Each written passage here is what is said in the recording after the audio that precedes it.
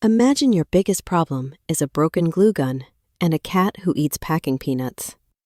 Now, imagine the man you hired to protect you isn't a bodyguard at all. He's a predator in a bespoke suit, a lethal king hiding in plain sight, and he's staring at you with a hunger that defies all logic. She thought she was hiring cheap security for a flea market necklace. Instead, she just walked into a war that's been silent for centuries. What happens when the monster everyone fears becomes the only safe place left? Before we step into the crossfire, hit that like button and make sure you are subscribed to Linas Romantasy collection for more high-heat romance.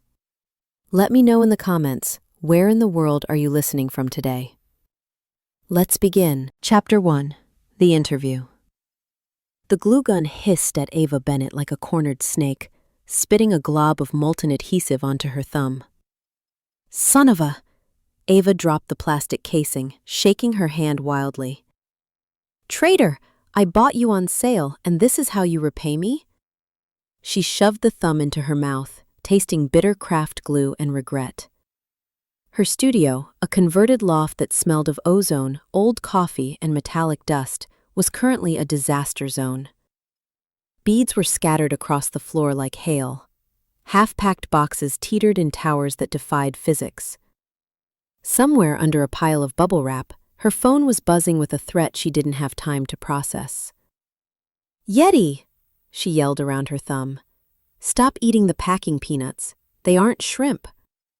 From atop a filing cabinet, a massive cloud-white Persian cat stared down at her. He blinked one blue eye, slowly, deliberately, and then batted another styrofoam peanut into his mouth. He chewed with aggressive eye contact. I live with a monster, Ava muttered, pulling her thumb out. It was red, but she'd survive. She checked the clock on the wall, a vintage piece made of gears she'd welded together. 8:59 a.m. The Bodyguard agency had promised the replacement would be here by 9. Her last security guard had quit 3 days ago after Yeti had strategically vomited in his boots.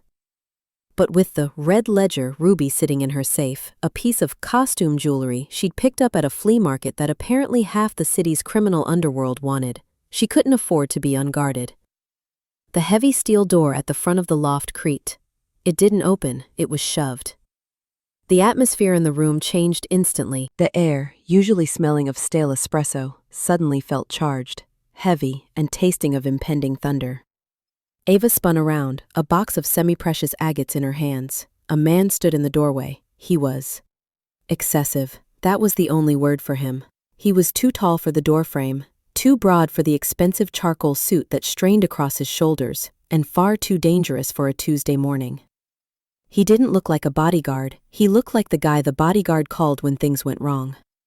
His hair was dark, styled with a careless precision that screamed money. His face was a map of sharp angles and unyielding lines, with a jaw set so tight a muscle ticked rhythmically beneath the skin. But it was his eyes that made Ava pause. They were gray, stormy, flat, and utterly devoid of warmth. He took a step inside, and the floorboards groaned. He didn't look at her. He looked at the room, scanning the corners, the windows, the exits, with the efficiency of a predator assessing a hunting ground. This was Maximus Hale, the Alpha King, the ruler of the Eastern Seaboard pack, and he wasn't here to apply for a job. He was here to take the red stone that hummed in the safe, snap the neck of whoever got in his way, and leave before lunch. He spotted Ava. He took another step, his intent violent and clear. You're late, Ava snapped. Maximus froze. I said, you're late, she repeated, hoisting the box of agates higher. The email said 9 sharp. It is now 9:01. If you want to work for me, you need to respect the clock. Time is money, and I have neither. Maximus stared at her. For a terrifying second, he didn't speak. The violence in his gut, which had been coiled tight and ready to strike, suddenly hit a wall. A scent hit him. It wasn't perfume. It was biological. It was the smell of vanilla, solder smoke, and pure, unadulterated chaos. It slammed into his senses, bypassing his logic and wiring itself directly into the primitive wolf part of his brain. Mine, the wolf whispered. Maximus blinked. The sensation was like being hit with a taser. His wolf, usually a raging beast he had to beat into submission mentally, suddenly curled up and purred.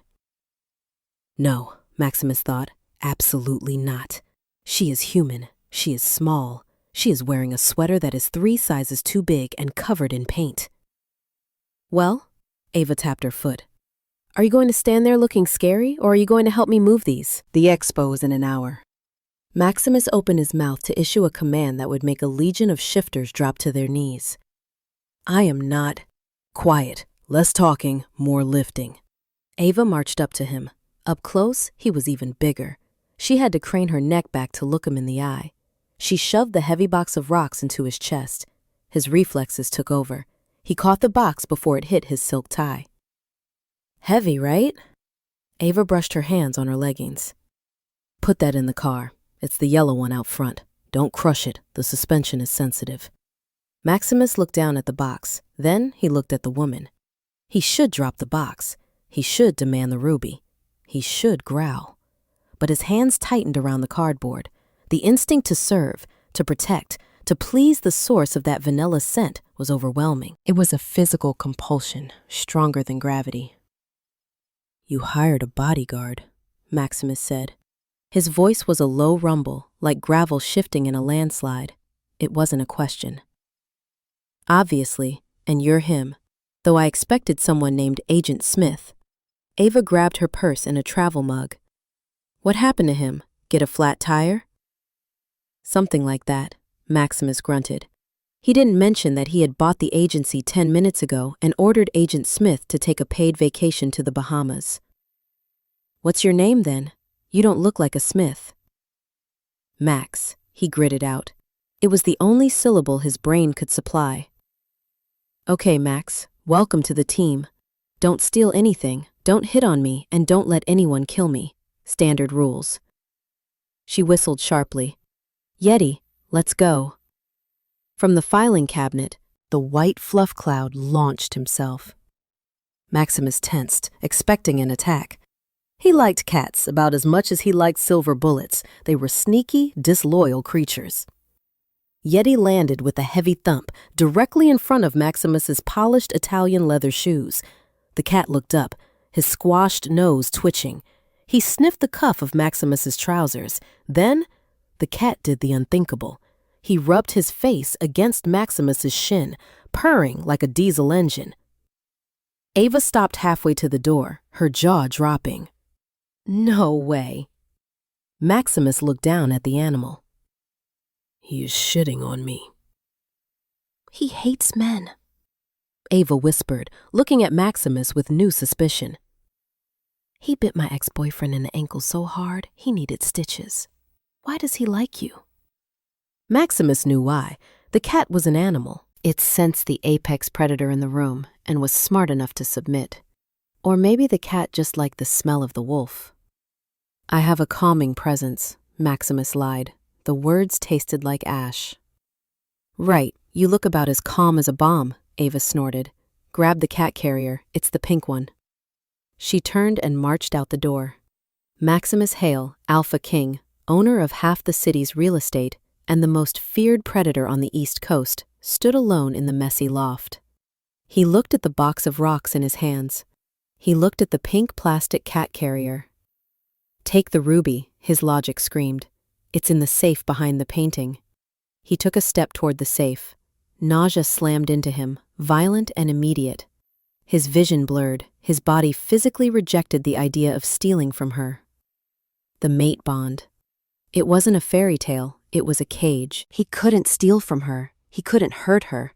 If he wanted that ruby, she had to give it to him. You coming, Max? Her voice echoed from the hallway. Coming, he growled. He grabbed the pink carrier. Chapter 2. The Yellow Beetle. The car was a joke, a literal wheeled joke. Maximus stared at the vehicle parked at the curb. It was a vintage Volkswagen Beetle, painted the color of a radioactive lemon. It had eyelashes on the headlights. Actual plastic eyelashes. Get in, Ava said, unlocking the driver's side.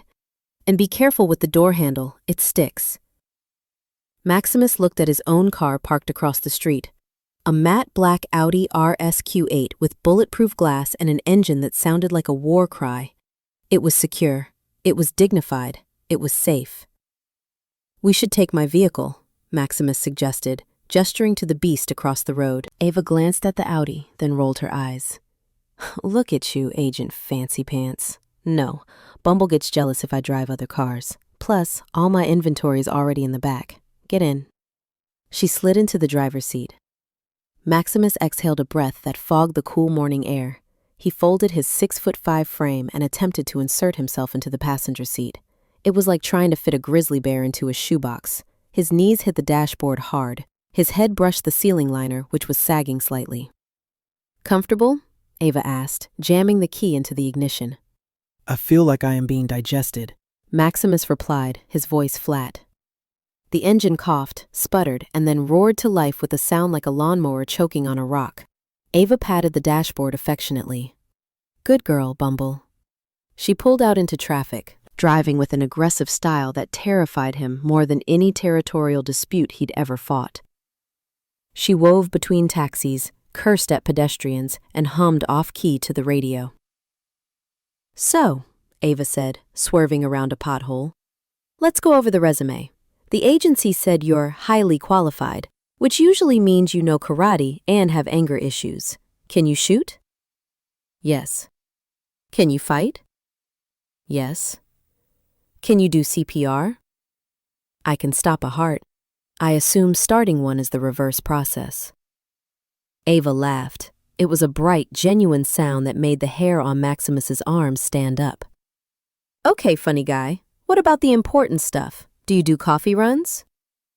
I do not, Maximus said stiffly. He had interns for that. He had interns for his interns. Cat sitting? Absolutely not. Window washing? Maximus turned his head slowly to look at her. His neck cricked. I was hired for protection, Miss Bennett, not domestic servitude. Touchy, she muttered. And call me Ava. Miss Bennett is my mother, and she's terrifying. They hit a red light. The car idled, vibrating violently. Maximus looked at her profile. A stray curl of chestnut hair had escaped her messy bun and bobbed against her cheek. His fingers twitched with the urge to tuck it back. He clenched his fist on his knee. This was a disaster. He needed to get the ruby and leave. The stone, Maximus said, keeping his voice casual. The red ledger. You have it on you? Ava tapped her chest. Right here. Maximus's gaze dropped. There, resting against the skin of her collarbone, suspended on a cheap gold chain, was the ruby. It pulsed with a faint inner light that only he could see. The power of his ancestors. The key to controlling the rogue packs. It was inches away. He could reach out, snap the chain, and phase through the door before she could blink. He lifted his hand. The car hit a bump. Ava's hand shot out to steady the wheel, and her fingers brushed his wrist. Zap! Static electricity, hot and sharp, arced between them. Ava gasped and yanked her hand back. Ow! You're shocky! Maximus stared at his wrist. The contact hadn't just been static. It had felt like a brand. His wolf howled in the back of his mind, pacing, demanding he claim, protect, keep. Sorry, Ava muttered, rubbing her hand. Must be the wool sweater. Miss Bennett, Maximus said, his voice rough. Why do you have that stone? Do you know what it is? It's a ruby.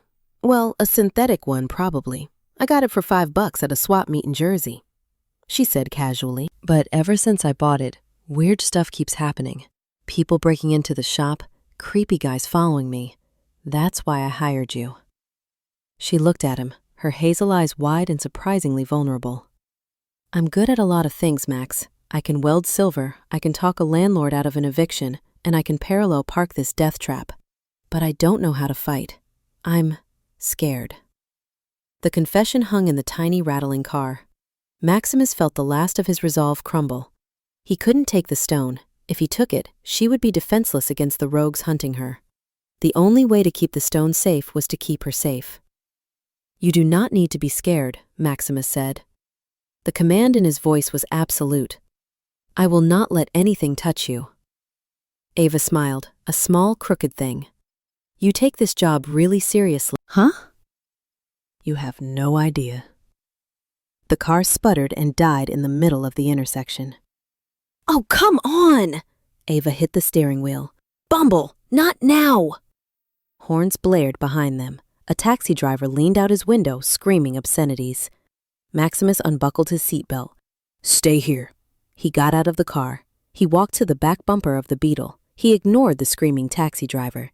He placed one hand on the trunk of the car. He didn't push. He simply walked forward. The car, despite the parking brake being half engaged, rolled forward effortlessly under his strength, clearing the intersection and coasting to the curb. He got back in. He wasn't even out of breath. Ava stared at him, mouth agape. "Did you just push my car uphill?" Maximus adjusted his cufflinks. "I work out." Chapter 3. The Move-In. Ava's apartment building was a pre-war walk-up that had clearly lost the war. The brick was crumbling, the fire escape looked like a tetanus shot waiting to happen, and the graffiti on the front door was simply the word "Run" in red spray paint. Maximus stood on the sidewalk holding the cat carrier. He looked at the building, then at Ava. "No," he said. Ava blinked, fumbling with her keys. "What do you mean, no? This is where I live. Rent control is a beautiful thing, Max." "This structure is compromised," Maximus stated. He pointed to a window on the second floor. "That latch is broken. The fire escape is a direct access point for hostiles, and I can smell mold from here." "Well, unless you have a portable fortress in your pocket, this is it," Ava said, sounding defensive. "Look, I know it's not the Ritz, but—" "Pack a bag," Maximus interrupted. "Excuse me? You are not staying here. It is indefensible. If the people hunting you are as dangerous as you say, staying here is suicide." He checked his watch. "You have 10 minutes. Grab the essentials. And the cat food." Ava crossed her arms. "I am not going anywhere with a stranger. I hired a bodyguard, not a kidnapper." Maximus stepped closer. He invaded her personal space, using his height to box her in against the door. It was an intimidation tactic he used in boardrooms to make billionaires weep. "Ava," he said, his voice dropping an octave. "Someone broke into your shop this morning. Do you think they don't know where you sleep? If I leave you here, you will not wake up tomorrow." Ava swallowed hard. She looked at his eyes. They were hard, unrelenting, but honest. "Where would we go?" she whispered. "I have a safe house," Maximus lied smoothly. It was actually his primary residence, a penthouse overlooking Central Park, but she didn't need to know that. "It is secure." Ava hesitated, then sighed.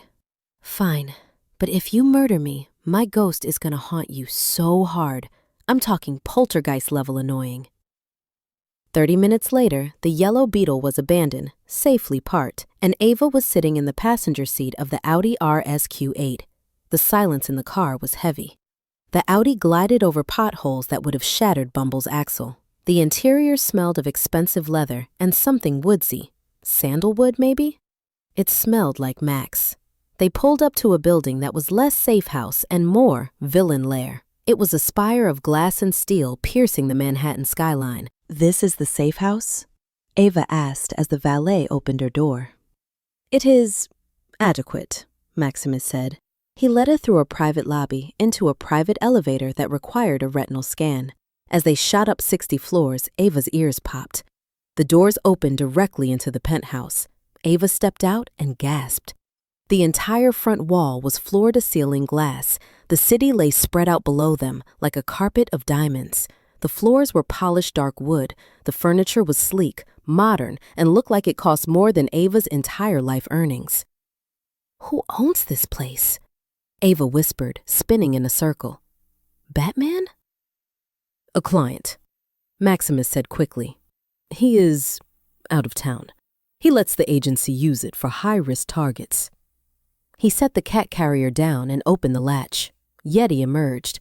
The cat took one look at the sprawling luxury, the leather sofas, the velvet drapes, and let out a meow of pure approval. He trotted directly to the centerpiece of the room, a massive black leather sectional, and began to knead his claws into it. Yeti, no! Ava lunged for the cat. Leave him, Maximus said, wincing slightly as he watched the cat puncture the Italian leather. It is fine. Ava stood up, looking out of place in her oversized sweater and leggings.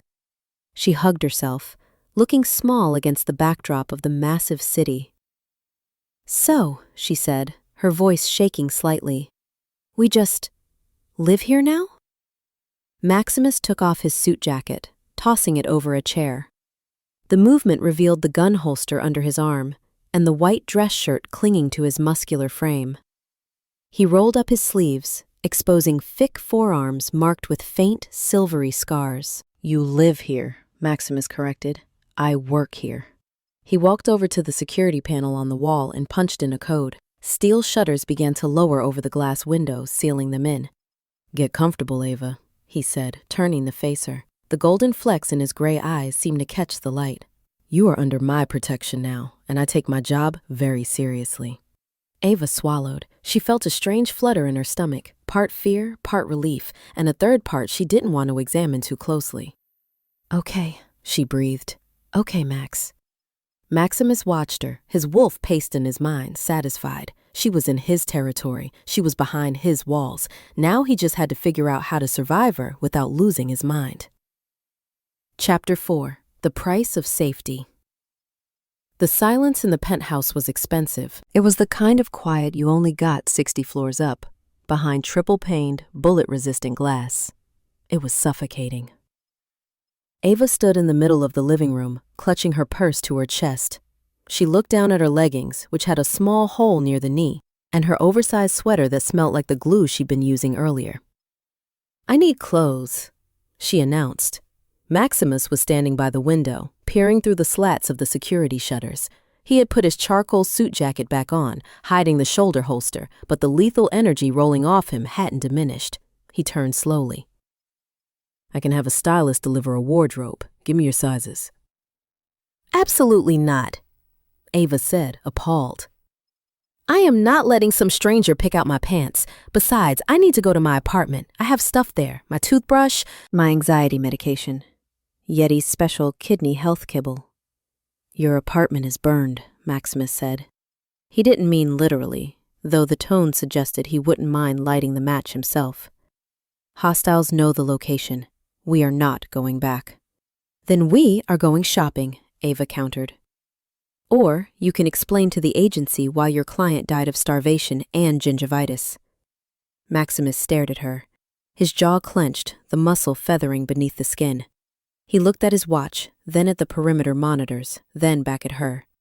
He seemed to be calculating the odds of a sniper attack versus the odds of Ava driving him insane if they stayed indoors. Fine, he gritted out. But we take my car, and you do not wander off. You stay within arm's reach. If I tell you to move, you move. If I tell you to duck, you hit the floor. Understood? Aye, aye, Captain Tight Pants, Ava muttered. Maximus narrowed his eyes, but he grabbed his keys. The garage beneath the building was a fortress of concrete and fluorescent light. The Audi RSQ8 sat in its designated spot like a sleeping panther, matte gray, low to the ground, and radiating menace. Ava whistled as she approached it. Okay, I admit it. Bumble is cute, but this is a villain car. Do you have a button that releases an oil slick? Get in, Maximus said, opening the passenger door. The interior smelled of rich leather and absolute cleanliness. There were no empty coffee cups, no gum wrappers, not even a speck of dust. It was sterile. Ava sat down, feeling like a chaotic smudge on a perfect canvas. Maximus slid into the driver's seat. The engine purred to life, a deep, throaty rumble that vibrated in Ava's chest. He pulled out of the garage with the precision of a surgeon, merging into the chaotic mid-morning traffic without hesitation. Where are we going? Maximus asked. There's a pharmacy and a department store on 5th, Ava said. I need the basics. 5th is acceptable, high security visibility, Maximus noted. The drive was tense. Ava kept glancing at him. He drove with one hand on the wheel, his grip relaxed but ready. His eyes constantly scanned the mirrors. Every time a car got too close, his shoulders tensed. You really think someone is going to attack us in broad daylight? Ava asked, breaking the silence. For a fake ruby? It is not fake, Maximus said quietly. It cost $5, Max. Value is subjective. He glanced at her neck, where the chain disappeared beneath her sweater. The craving to touch her, hit him like a wave of nausea. He gripped the steering wheel tighter. Keep it hidden. They parked in a private garage and took the elevator up to the street level. The air outside was crisp, filled with the noise of the city. Ava took a deep breath, happy to be out of the sterile penthouse. Maximus was instantly at her side. He didn't walk next to her. He orbited her. He was a looming shadow, placing his body between her and the crowd. When a businessman on a cell phone walked too close, Maximus stepped in his path, forcing the man to swerve. The man looked up, ready to yell, saw Maximus's face, and immediately looked at his shoes, muttering an apology. You're scaring the locals, Ava whispered, nudging his arm. Good, Maximus replied. They entered the department store. Ava headed for the essentials section. She grabbed a toothbrush, face wash, and a pack of socks. She moved to the clothing rack, pulling out a pair of jeans. Too thin, Maximus critiqued, looming over her shoulder. Denim offers 0 ballistic protection. I'm not planning on getting shot, Max. I'm planning on looking cute. Dead is not cute. Ava rolled her eyes and grabbed the jeans anyway. I'm hungry. Let's grab a pretzel from the cart outside and head back. You're making me nervous with all the hovering. They exited the store. The sidewalk was crowded. Maximus scanned the rooftops, his senses dialed to 11. He could smell everything: exhaust, cheap perfume, frying dough, and sulfur. The scent of a shifter. A rogue. Maximus stopped, his hand shooting out to grab Ava's arm. Ava, wait. What? The pretzel cart is right. A man in a hooded sweatshirt slammed into Ava. It wasn't an accident. He moved with unnatural speed, his hand darting not for her purse, but for her throat. He grabbed the gold chain. Give it to me, the man hissed. His voice was guttural, distorted. Ava screamed, stumbling back. The chain dug into her neck. Maximus didn't think. He moved. He covered the distance in the blur that the security cameras would only register as a glitch. He grabbed the attacker's wrist. There was a sickening crack as Maximus applied a fraction of his alpha strength. The attacker howled, a sound that was too deep, too animalistic for a human, and dropped the chain. Maximus didn't stop. He spun the man around, slamming him face first into the brick wall of the department store. Dust rained down. Who sent you? Maximus roared. His voice wasn't human. It was the command, the alpha voice. The attacker whimpered, his knees buckling under the pressure of the command. The Packless. He wants the stone. Maximus leaned in, his face inches from the attacker's ear. Tell him, Maximus whispered, that if he touches her again, I will mount his head on a spike. He shoved the man away. The attacker scrambled up, clutching his broken wrist, and vanished into the crowd with terrified speed. Maximus turned to Ava. She was pressed against the glass display of the store, clutching her throat. Her eyes were wide, fixed on his face. Max, she whispered. Maximus realized his mistake instantly. He could feel the heat in his eyes, the gold. He blinked rapidly, forcing the wolf back, forcing the gray to return. He adjusted his cuffs, his breathing heavy. Are you injured? He demanded, his voice rough. Your eyes, Ava stammered. They were yellow. Refraction, Maximus lied. He grabbed her arm, gentle but firm.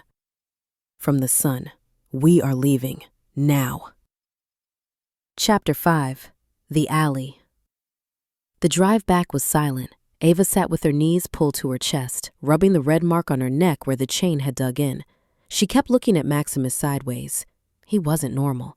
She knew bodyguards were tough, but the way he had moved, it was like watching a hydraulic press crush a soda can. And the sound the attacker had made. And the eyes. Maximus was gripping the steering wheel so hard the leather creaked. He was furious. Furious at the rogues for daring to touch her. Furious at himself for almost shifting in public. They pulled into the penthouse garage. The valet, a nervous teenager named Kevin, took the keys, giving Maximus a wide berth. They took the elevator up. The silence was thick enough to chew on. "Max," Ava started as the doors slid open. "Back there, that guy. He said the packless. What does that mean?" "It's a gang term," Maximus said shortly. "Criminal slang. Ignore it." He unlocked the penthouse door. Chaos ensued. Maximus had opened the door first to clear the room. It was standard protocol, but he had forgotten the one variable he couldn't control. Yeti. The massive white cat had been waiting by the door, presumably plotting murder. As soon as the gap appeared, Yeti shot out between Maximus's legs like a fuzzy white torpedo. "Yeti, no!" Ava screamed. The cat didn't stop. He sprinted down the hallway toward the fire exit, which, cursed be the cleaning crew, had been propped open with a doorstop. "Get back here, you walking carpet!" Ava yelled, dropping her shopping bags. She took off running. "Ava, stop!" Maximus roared. She didn't listen. She sprinted past the elevators, through the fire door and into the stairwell. Yeti was already 3 flights down, his claws clicking on the concrete. "I am going to kill that cat," Maximus growled. He abandoned the secure perimeter and sprinted after her. They chased the cat down 10 flights of stairs. Yeti, fueled by defiance and lack of exercise, finally bolted out a service exit that spilled into the back alley behind the building. The alley was narrow, shadowed by the towering skyscrapers on either side.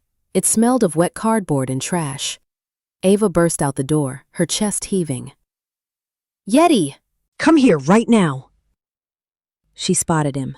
The white cat was frozen near a dumpster, his back arched, his tail puffed up to the size of a bottle brush. He was hissing at the shadows. "Got you!" Ava gasped, bending down to scoop him up. "Ava, don't move." Maximus's voice came from behind her. It wasn't loud, it was deadly quiet. Ava froze, Yeti in her arms. She looked up. Stepping out from the shadows at the end of the alley were 3 men. They were dirty, wearing tattered clothes, but their movement was fluid, predatory. They didn't walk, they stalked, and they were all staring at her throat. "Pretty rock," the center one said. He smiled, revealing teeth that looked too sharp, too yellow. "Pretty girl." "Back away," Maximus said, stepping in front of Ava. He shrugged off his suit jacket, letting it drop to the dirty ground. He started to unbutton his cuffs. "Look at the suit," one of the thugs laughed. "Think you can take us, Richie Rich?" Maximus didn't laugh. He cracked his neck. "Take her and go back inside, Ava." "Max, there are 3 of them," Ava whispered, clutching Yeti so hard the cat wheezed. "They have knives." "I don't care if they have a tank," Maximus said. "Go." The 3 men lunged. Ava screamed. What happened next defied everything Ava knew about physics. Maximus didn't dodge. He met the charge head on. He caught the first man by the throat, lifting him one-handed off the ground like he weighed nothing, and threw him into the second man. They collapsed in a tangle of limbs. The third man, the one with the knife, slashed at Maximus's chest. Maximus caught the blade with his bare hand. Ava gasped, but there was no blood. Maximus twisted the knife out of the man's grip and delivered a kick to the chest that sent the attacker flying backward into a dumpster. The metal dented with a loud gong. The first 2 scrambled up, their eyes flashing that same sickly yellow Ava had seen earlier. They growled, a low, vibrating sound that rattled Ava's teeth. Maximus stood his ground. He took a deep breath, his chest expanding, and then he let out a sound. It wasn't a word, it was a snarl. A deep, resonant, subsonic vibration that hit Ava in the chest like a bass drum. "Submit." The air in the alley seemed to warp. The 3 attackers froze. They whimpered, clutching their heads, terrified by the power rolling off the man in the white shirt. Scram, Maximus said. One word, flat, final. The three men turned and ran, tripping over each other to get away from him. Maximus stood there for a moment, his chest heaving, his back to Ava. He looked at his hand, checking for damage. Ava stood paralyzed, hugging the cat. "Max?" she squeaked. Maximus turned around. His shirt was torn at the shoulder. His hair was messy. He looked wild, terrifying, beautiful. "I told you," he said, his voice rough, "to stay inside." Chapter 6. The Aftermath. The elevator ride back up was not silent. It was explosive. "Are you insane?" Ava yelled, pacing the small metal box. Yeti was safely locked in this carrier now, yowling his displeasure. "You caught a knife with your hand! Who does that? Are you a cyborg? Are you Captain America?" Maximus stood in the corner, leaning against the rail, watching her. The adrenaline was still coursing through his veins. His wolf was pacing, agitated, wanting to check her for bites, for scratches, for fear. "I assessed the threat," Maximus said calmly. "The blade was dull. His form was sloppy." "Sloppy? He launched you into a dumpster." "He launched himself into a dumpster. There is a difference." The doors pinged open. They stormed into the penthouse. "Sit," Maximus ordered, pointing to the sofa. "Stop ordering me around." Ava threw her hands up. "You act like you own me." "I am trying to keep you alive," Maximus roared back. The volume of his voice shook the glass walls. Ava froze. Maximus stepped closer, closing the distance between them. The air crackled with that strange static electricity again, stronger than before. "Do you have any idea," Maximus said, his voice dropping to a harsh whisper, "what those men would have done to you? They are animals, Ava. They don't want the stone. They want to tear apart anything that stands in their way." He reached out, his large hands hovering over her shoulders. "Did they touch you?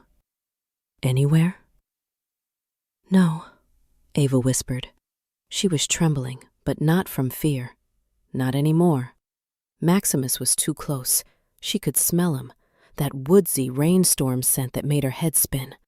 She looked up at him. His gray eyes were dark, the pupils blown wide. "Let me see," he murmured. His hands landed on her arms. He ran his palms down her elbows to her wrists, checking for injuries. His touch was hot, searing through the wool of her sweater. "I'm fine, Max," she breathed. "You ran," he accused, but his thumbs were tracing the pulse point on her wrist. "You ran into a dead end." "I was saving my cat." "The cat," Maximus growled, glancing at the carrier where Yeti was now grooming himself, "is a menace. He's family." Maximus looked back at her. His gaze dropped to her lips. The air left the room. Ava's heart hammered against her ribs. She should pull away. She should fire him. He was dangerous. He was violent. He was clearly hiding something massive. But she didn't want to move. She wanted to lean in. Maximus lowered his head slowly. The restraint was snapping, thread by thread. He wanted to taste her. He needed to know if she tasted as chaotic and sweet as she smelled. "Ava." He groaned. He leaned in. Ava tilted her head back, her eyes fluttering shut. Crash! They both jumped back as if scalded. On the other side of the room, a Ming vase lay in shattered pieces on the floor. Yeti sat on the mantelpiece, looking down at the wreckage with a bored expression. He had escaped the carrier. Again. "Yeti!" Ava shrieked, the romantic tension popping like a soap bubble. Maximus stared at the cat. He looked at the vase, which was worth $40,000. He looked at Ava, whose cheeks were flushed pink. He dragged a hand down his face. "I am going to shave that cat bald." "Don't you dare!" Ava rushed over to the mess. "I'm so sorry. I'll pay for it. I can't pay for it, but I'll glue it back together." Maximus watched her scrambling on the floor, picking up shards of porcelain. The moment was gone. The wolf retreated, sulking. "Leave it," Maximus said, his voice exhausted. "Housekeeping will get it." He turned and walked toward the hallway. I need a drink and a shower. Lock your door, Ava. And lock the cat up. If I see him before sunrise, he becomes a pair of mittens. He slammed his bedroom door shut. Ava sat on the floor, holding a piece of blue pottery. She looked at the closed door, her heart still racing. "What is happening to me?" she whispered to the cat. Yeti just blinked and licked his paw. Chapter 7. Kitchen Nightmares and Diamond Dust. The door to the master bedroom remained shut for 2 hours. In that time, Ava had swept up the remains of the $40,000 vase, apologized to the empty air, and realized she was starving. Her stomach let out a growl that rivaled the one Max had unleashed in the alley. "Okay, Yeti," she whispered to the cat, who was currently batting a shard of Ming Dynasty porcelain under the sofa. "We need food. And since Captain Grumpy is brooding in his cave, it's up to us." She wandered into the kitchen. If the living room was a villain's lair, the kitchen was a laboratory. Everything was stainless steel, black marble, and terrifyingly buttonless. The stove looked like a sleek obsidian slab that might launch a missile if she touched it wrong. "How hard can grilled cheese be?" Ava muttered. She found bread in a hidden pantry that slid out of the wall. She found cheddar in a refrigerator that was larger than her bathroom. She found a pan that looked heavy enough to bludgeon a rhino. 10 minutes later, the penthouse was filled with the acrid, undeniable scent of burning carbohydrates. "No, no, no!" Ava frantically waved a dish towel at the smoke rising from the pan. She couldn't find the fan switch. She couldn't find a window to open. "Don't set off the sprinklers! Max will kill me!" The bedroom door flew open. Maximus stormed out. He had showered. The torn white shirt was gone, replaced by a plain black t-shirt that clung to him like a second skin, dump patches still visible on the cotton. He wore gray sweatpants that hung low on his hips, leaving his feet bare. It was a domestic look that should have been disarming. Instead, with his wet hair dripping onto his forehead and his eyes wild, he looked like a god of war who had been woken up from a nap. "Fire?" he barked, scanning the room for threats. "Cooking!" Ava yelled back, coughing. "I'm cooking!" Maximus marched into the kitchen. He didn't say a word. He reached over her shoulder, engulfing her in the scent of cedar soap and heat, and tapped a hidden sensor on the backsplash. A silent exhaust fan roared to life, sucking the smoke away in seconds. He looked down at the pan. The sandwich was a charcoal brick. "You are trying to poison us," he stated flatly. "I was trying to make lunch," Ava defended, crossing her arms over her chest. She winced slightly as the movement pulled the skin on her neck where the chain had cut her. Maximus's eyes snapped to the red bruise on her throat. His expression darkened, the irritation vanishing, replaced by a cold, simmering intensity. He reached out, his fingers hovering inches from her skin. "Does it hurt?" he asked, his voice low. "It's fine," Ava lied. "Just a scratch. The sandwich is the real casualty here." Maximus stared at her for a beat too long, his nostrils flaring slightly. Then he turned to the trash can, dumped the pan's contents, and tossed the pan into the sink with a clang. "Sit down," he ordered, "before you burn the building down." Ava sat at the island counter. "I assume you can do better?" Maximus ignored her. He moved through the kitchen with an efficiency that was mesmerizing. He pulled out eggs, vegetables, and spices Ava hadn't even seen. He chopped an onion so fast his hand was a blur. It was rhythmic, precise, and terrifyingly competent. "Where did you learn to cook?" Ava asked, resting her chin on her hand. "Bodyguard school?"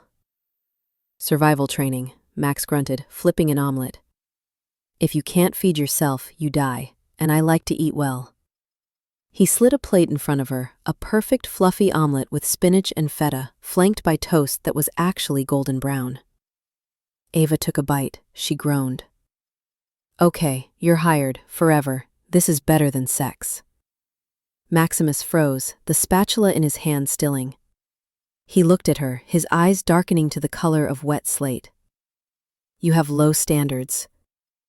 Or you're just a really good cook, Ava mumbled, shoving another forkful into her mouth to shut herself up. They ate in silence, but it wasn't the heavy, suffocating silence from the car. It was easier.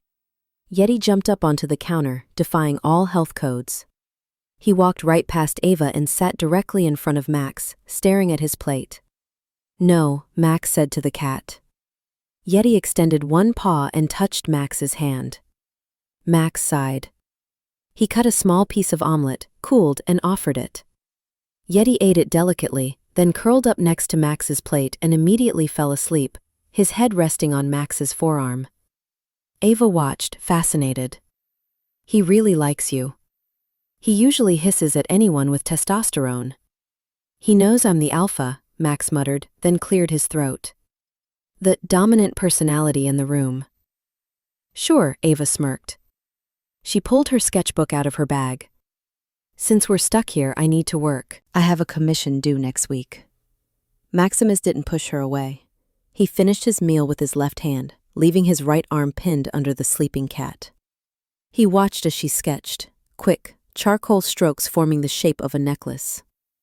The structure is weak, he said suddenly. Ava looked up. Excuse me? He pointed a fork at the paper. The clasp. You have it bearing the weight of the central setting. If the wearer moves too fast, the torque will snap the chain. You need a reinforced bezel here. He tapped the spot.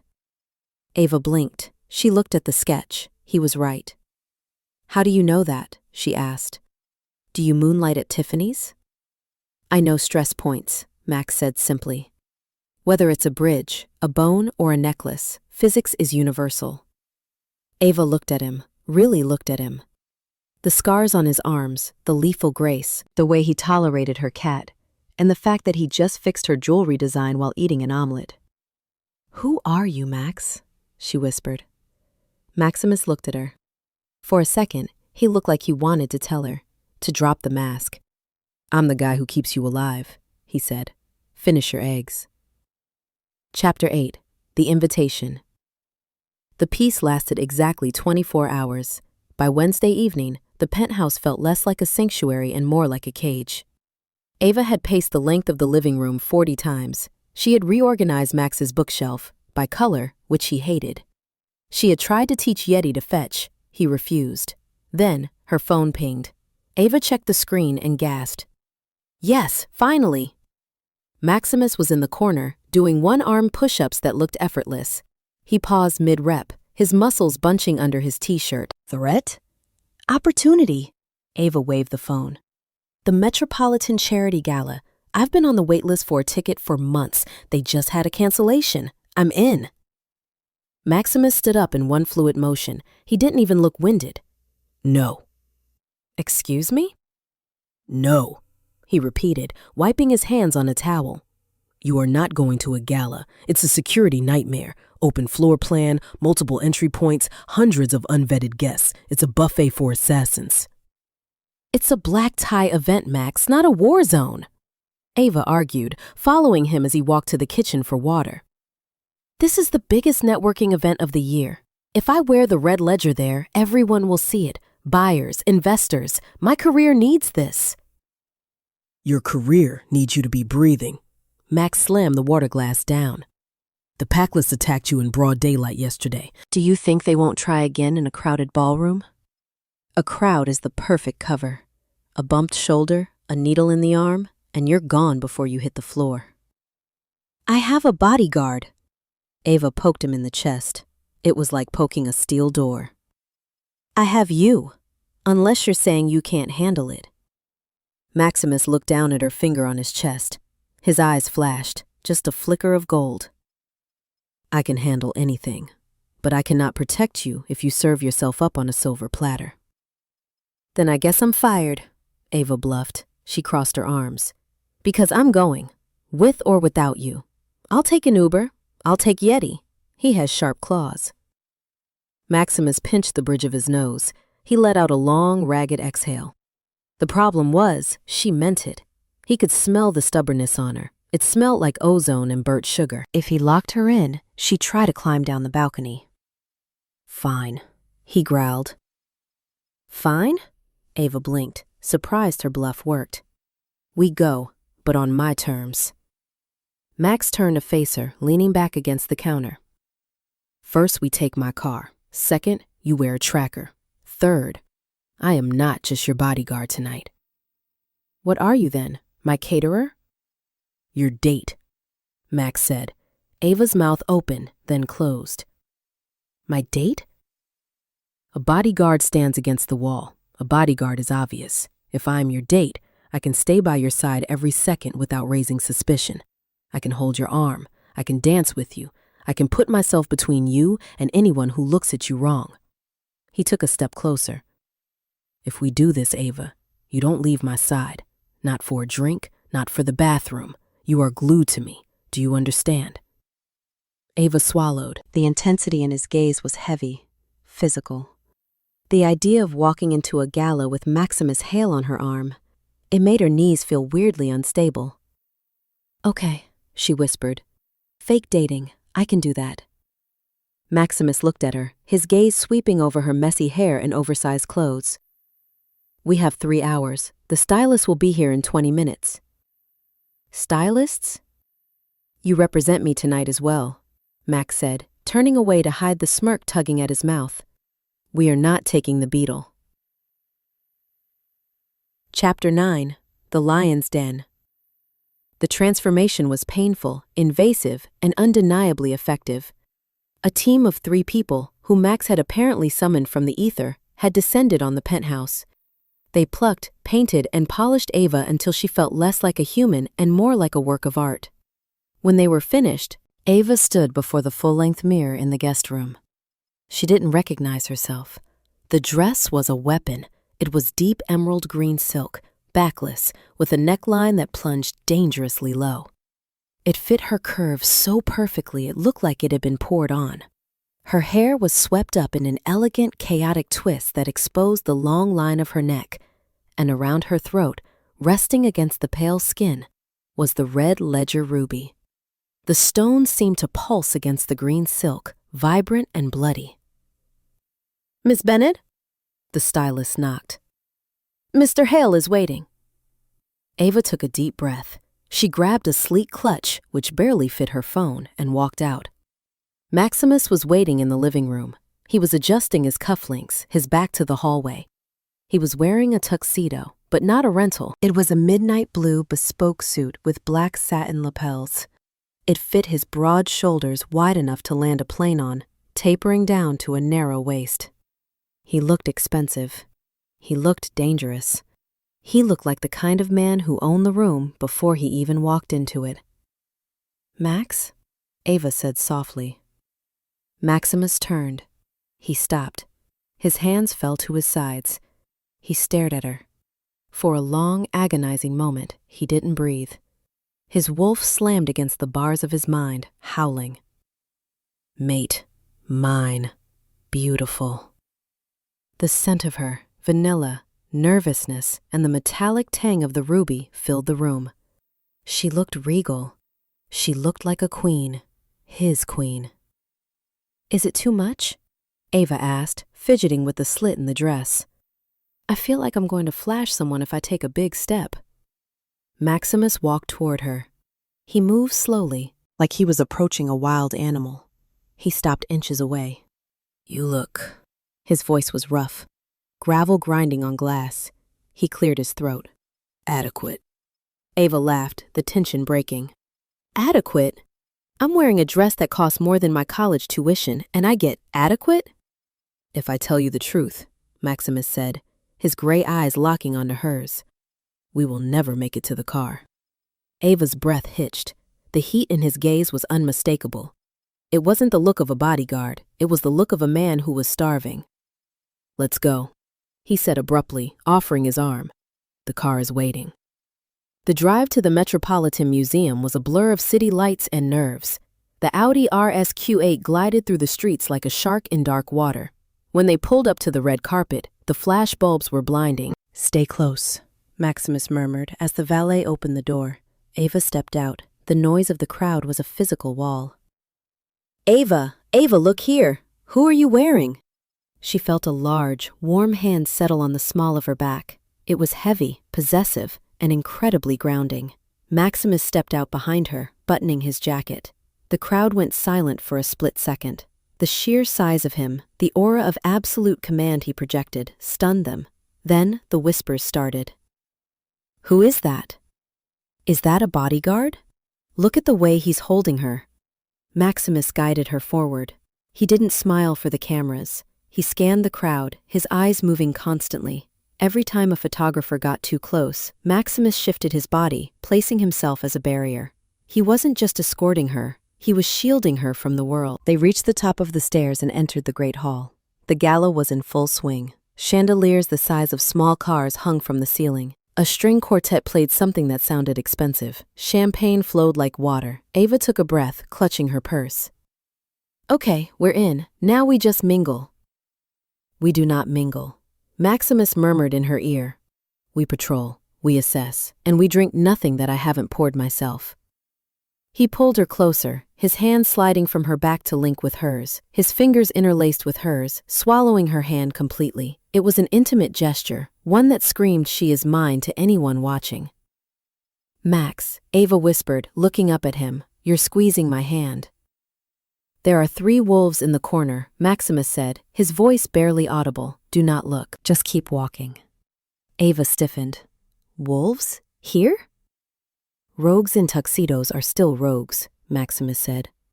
Smile, Ava. Pretend you adore me. Ava looked up at his sharp jawline, the stormy eyes, the way his body curved around hers to protect her. I don't think I'll have to pretend very hard, she whispered. Maximus looked down at her. The corner of his mouth ticked up. Good, because the show is just starting. He led her into the ballroom, straight into the heart of the danger, with the confidence of a king bringing his queen to court. Chapter 10.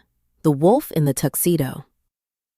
The ballroom of the Metropolitan Museum was a kaleidoscope of diamonds, silk, and hypocrisy. Champagne flutes clinked like wind chimes, masking the undercurrent of gossip that buzzed through the air. Ava Bennett felt exposed. The emerald dress, while stunning, felt like it was made of tissue paper against the weight of the stare she was receiving. But it wasn't the dress people were looking at. It was the man attached to her hand. Maximus Hale moved through the crowd like a shark parting a school of tropical fish. He was silent, his grip on her fingers unyielding. His midnight blue tuxedo absorbed the light, making him look less like a guest and more like a tear in the fabric of the room. He didn't look at the art. He looked at the exits, the waiters, the shadows.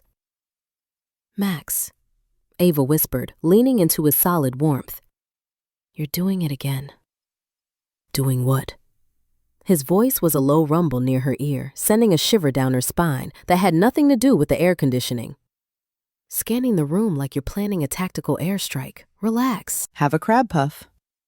I do not eat food I haven't seen prepared, Max replied, steering her away from a waiter with a tray of hors d'oeuvres. And I am not scanning. I am admiring the architecture. You're staring at the ventilation duct. It is a structural weakness. Ava stifled a laugh, but it died in her throat when the crowd in front of them parted. A man stepped forward. He was handsome in a way that set Ava's teeth on edge, too polished, too smooth.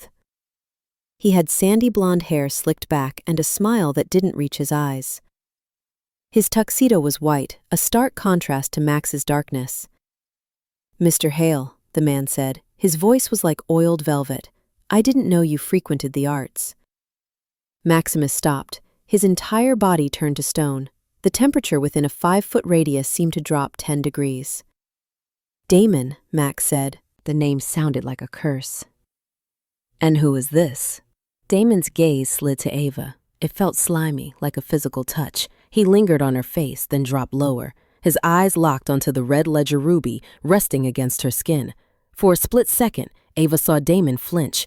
His hand, which had been reaching toward her, jerked back as if he'd felt heat coming off the stone. Ava, Damon said, recovering his composure, but keeping a careful distance from her chest. A pleasure. That is a remarkable stone. It radiates quite the energy. Is it a family heirloom? Flea market find, actually, Ava said, trying to keep her voice light despite the tension radiating off Max. Merci. Damon smiled, showing too many teeth. It looks heavy. Perhaps I could take it off your hands? I'm something of a collector. She is not selling. Max cut in. His voice was low, but it carried a vibration that rattled the champagne glasses on a nearby table. Walk away, Damon. Damon chuckled, but his eyes flashed, a quick, sickly yellow. Always so territorial, Maximus. It's a party. We're just talking. He extended a hand toward Ava. May I have this dance, Ava? It was a challenge. Ava could feel it. If she said yes, she angered Max. If she said no, she created a scene. Before she could speak, Maximus moved. He didn't shove Damon. He didn't hit him. He simply stepped between them, using his massive width to block Damon from view entirely. He turned his back on the rival alpha, dismissing him as if he were nothing more than a gnat. We are leaving, Max growled to Ava. We just got here, Ava hissed. People are watching. Let them watch. He didn't give her a choice. He swept her onto the dance floor, but not to leave, to claim. He pulled her into his arms. One hand engulfed her waist, pulling her flush against his hard body. The other gripped her hand, lifting it high. Max! Ava gasped as he began to move. He wasn't a clumsy dancer. He moved with a lethal, predatory grace. He spun her, the emerald silk flaring out, and pulled her back so hard she collided with his chest. That man, Max spoke against her hair, is a thief. If he touches you, I will break his fingers. He just asked for a dance, Max. You're being paranoid. I am being what is necessary. He spun her again, dipping her low. The world tilted. All she could see were his stormy gray eyes, burning with gold flakes. You are mine to protect. Do you understand? Mine. The word hung between them, heavy and loaded. Mine. Ava's heart hammered against her ribs. She should be offended. She should be scared. Instead, she felt a pull so strong it made her dizzy. Okay, she whispered, breathless. Yours. Maximus froze for a microsecond, his gaze dropping to her lips. Then he abruptly straightened her up. The perimeter is compromised. We go, now. He grabbed her hand and dragged her toward the exit, leaving a fuming Damon staring at their backs. Chapter 11. The Storm Inside. The rain started the moment they exited the museum, a torrential New York downpour that turned the streets into rivers of oil and neon light. Maximus threw Ava into the passenger seat of the Audi RSQ8 like she was a sack of contraband, slammed the door, and vaulted into the driver's seat. He tore out of the parking lot, the tires screeching on the wet asphalt. Slow down, Ava yelled, grabbing the "oh shit" handle above the door. Max, you're going 60 in a 30! Maximus didn't answer. His knuckles were white on the steering wheel. His jaw was locked so tight, Ava worried his teeth would shatter. He was driving with aggressive precision, weaving through traffic like he was fleeing a war zone. Talk to me! Ava shouted, her own temper flaring. The adrenaline from the gala was crashing into fear. What is wrong with you? You embarrassed me back there. You acted like a caveman. I acted like a bodyguard.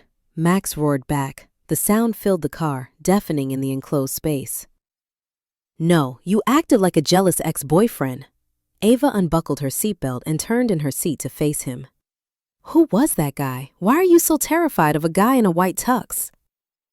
Maximus slammed on the brakes. The Audi skidded to a halt on the side of a deserted street near the park. The rain hammered against the roof, a deafening drum roll. Maximus unbuckled his belt and turned to her. His eyes were wild. Terrified? You think I am terrified? He laughed, a dark, humorless sound.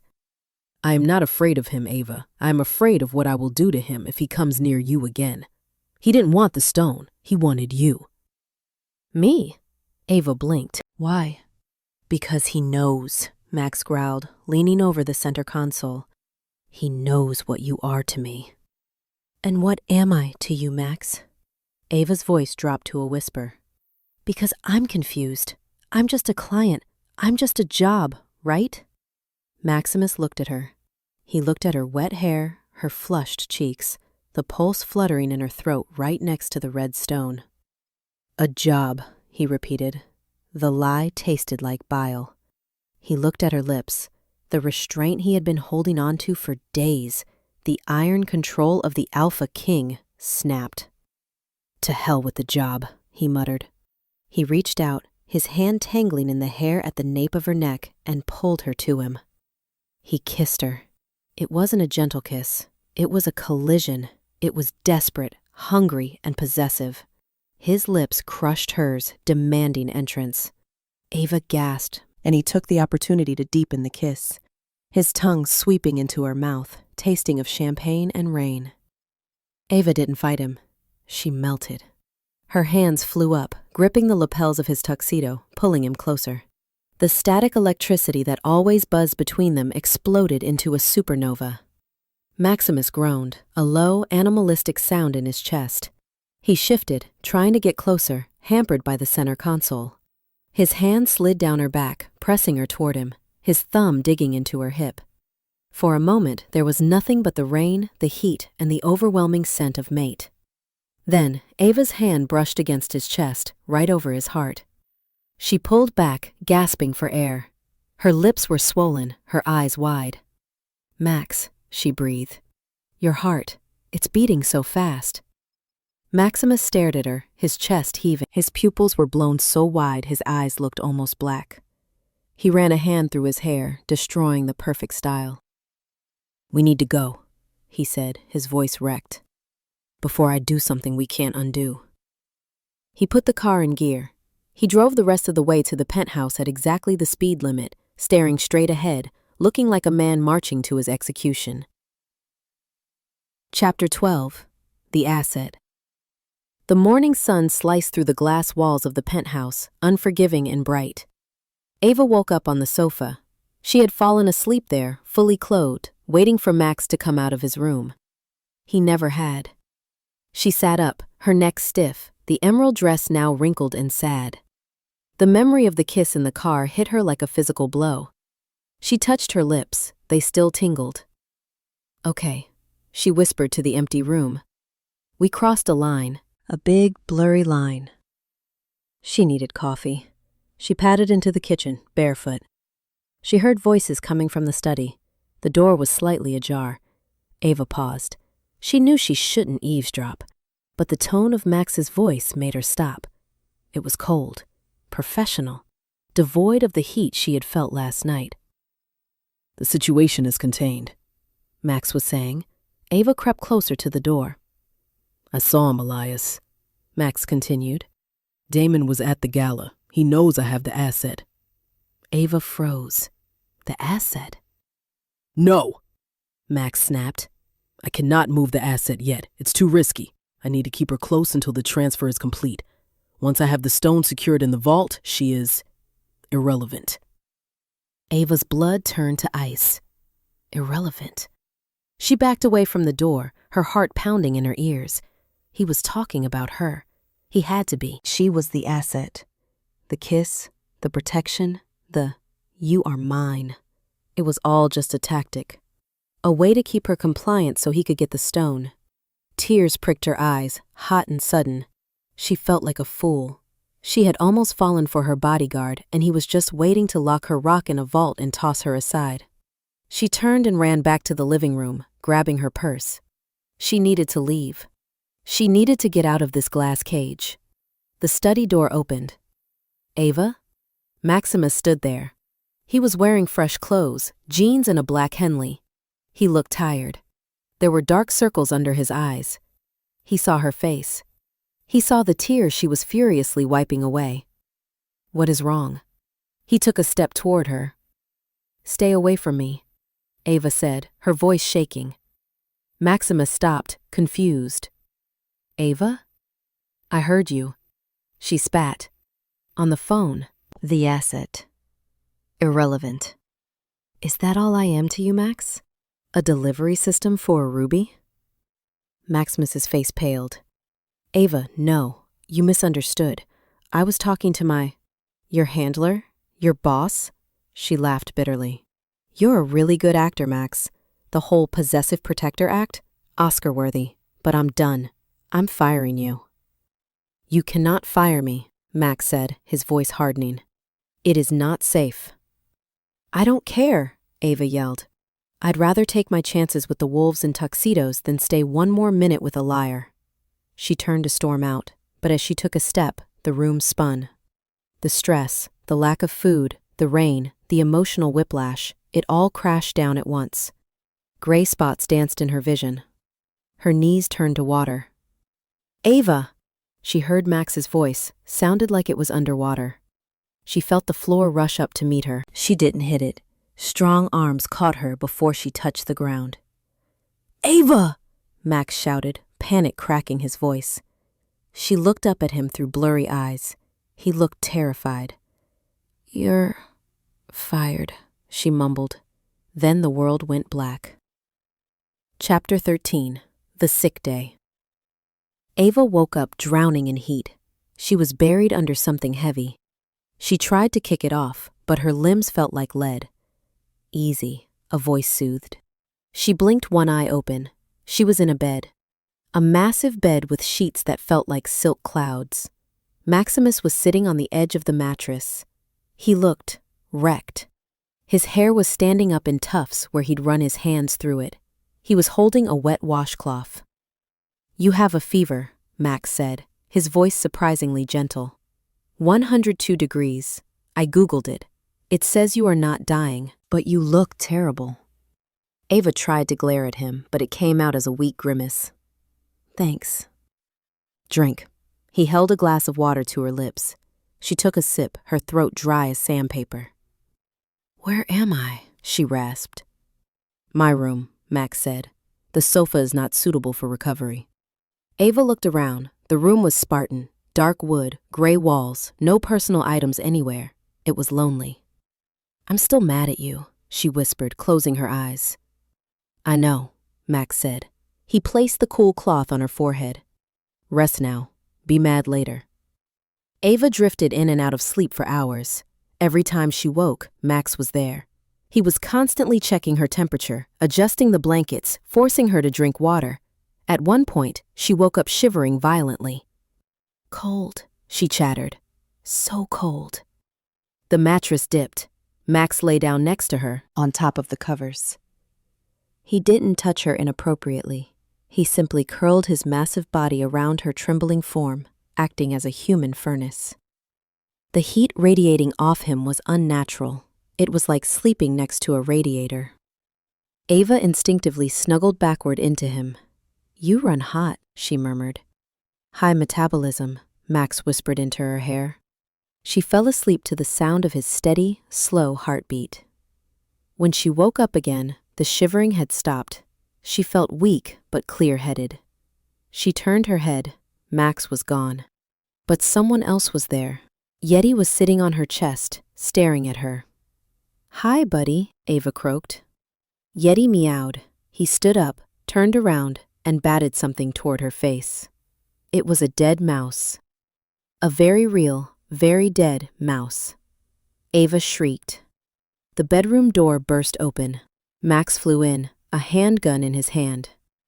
What? Who is here? He shouted, aiming the gun at the corners of the room. The cat! Ava pointed at the mouse on her pillow. He brought me a corpse! Maximus lowered the gun, exhaling a breath that puffed his cheeks out. He looked at the mouse. He looked at Yeti, who looked incredibly proud of himself. It is a gift, Max said, holstering the weapon. He thinks you are a weak hunter because you got sick. He is providing for the pack. That is disgusting, Ava said, but she was smiling. Max walked over and picked up the mouse by the tail with 2 fingers. I will dispose of the offering. Do not offend him. He walked to the trash can. I made soup, he announced. It is chicken. It does not contain rodents. He returned with a steaming bowl. He sat on the bed and dipped a spoon in. I can feed myself, Max, Ava said, sitting up. Your hands are shaking, he noted. Open. He fed her. It was intimate, quiet, and confusing. This was the man who had snapped necks in an alley. the man who had called her an asset. But he was blowing on her soup so she wouldn't burn her tongue. "Why?" Ava asked softly after a few bites. "Why are you taking care of me, if I'm just a job?" Maximus set the bowl down. He looked at her, his gray eyes guarded. "Because," he said, "even an asset needs maintenance." It was the wrong thing to say. Ava flinched. Maximus sighed. "That was a joke, a bad one.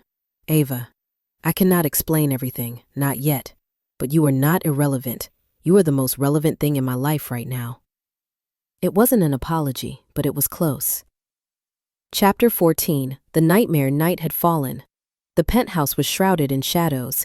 Ava was feeling better. The fever had broken. She was lying in Max's bed, watching him sleep in the armchair in the corner. He had refused to leave the room. He sat guard, gun on the table, until exhaustion had finally claimed him. He looked younger when he slept, the harsh lines of his face smoothed out. Suddenly, Max twitched. A low growl emanated from his throat. It wasn't a snore, it was a threat. His hands gripped the armrests of the chair, his knuckles turning white. His head thrashed to the side. "No," he muttered. "Leave them. No." He was having a nightmare. Ava sat up. "Max?" He didn't wake. The growling got louder. His legs kicked out. He was fighting an invisible enemy. "Blood," he gasped. "Too much blood." Ava swung her legs out of bed. She walked across the room, ignoring the cold floor. She reached out to touch his shoulder. "Max, wake up." The moment her fingers brushed his shirt, he exploded. Maximus launched out of the chair, his eyes flying open. But they weren't seeing the room. They were seeing a battlefield. He grabbed Ava's wrist, twisting it, slamming her back against the wall. His hand went to her throat, not to squeeze, but to pin. "Die!" he roared. "Max, it's me!" Ava screamed, terrified. "It's Ava!" The sound of her voice pierced the fog. Maximus froze. His hand was wrapped around her throat. His face was inches from hers, his teeth bared in the snarl. His eyes were glowing solid gold. He blinked. The gold faded to gray. Recognition flooded in, followed immediately by horror. He snatched his hand back as if he had been burned. He stumbled away from her, crashing into the dresser. "Ava," he gasped. I didn't." He looked at his hands, shaking. "Did I hurt you?" Ava rubbed her wrist. It would bruise. But she wasn't looking at her arm. She was looking at him. He looked broken. "It was a dream, Max," she said softly. "Just a dream." "It wasn't a dream," he whispered, turning his back to her. "It was a memory. The War of the Ashes. I killed. So many." He sank down onto the floor, leaning his back against the dresser, burying his face in his hands. "I am a monster, Ava. You were right to fire me. I am not safe to be around." Ava watched him, the Alpha King, the terrifying bodyguard, reduced to a shivering man on the floor. She didn't leave. She walked over to him. She sat down on the floor next to him. Maximus flinched, but he didn't move away. "Everyone has ghosts, Max," she said. She reached out and took his hand. It was huge, calloused, and trembling. "My ghosts have teeth," he muttered. "So do I," Ava said. "And so does my cat." Maximus let out a shaky, wet laugh. He turned his hand over, interlacing his fingers with hers. He didn't look at her. He just held on, like she was the only anchor in a storm. "I won't hurt you," he whispered, sounding like a vow. "I will never hurt you." Ava rested her head on his shoulder. "I know." They sat there in the dark, on the floor, holding hands, while the city slept below them. And for the first time, Ava realized that maybe, just maybe, the bodyguard needed saving just as much as she did. Chapter 15. The Glass Fortress Shatters.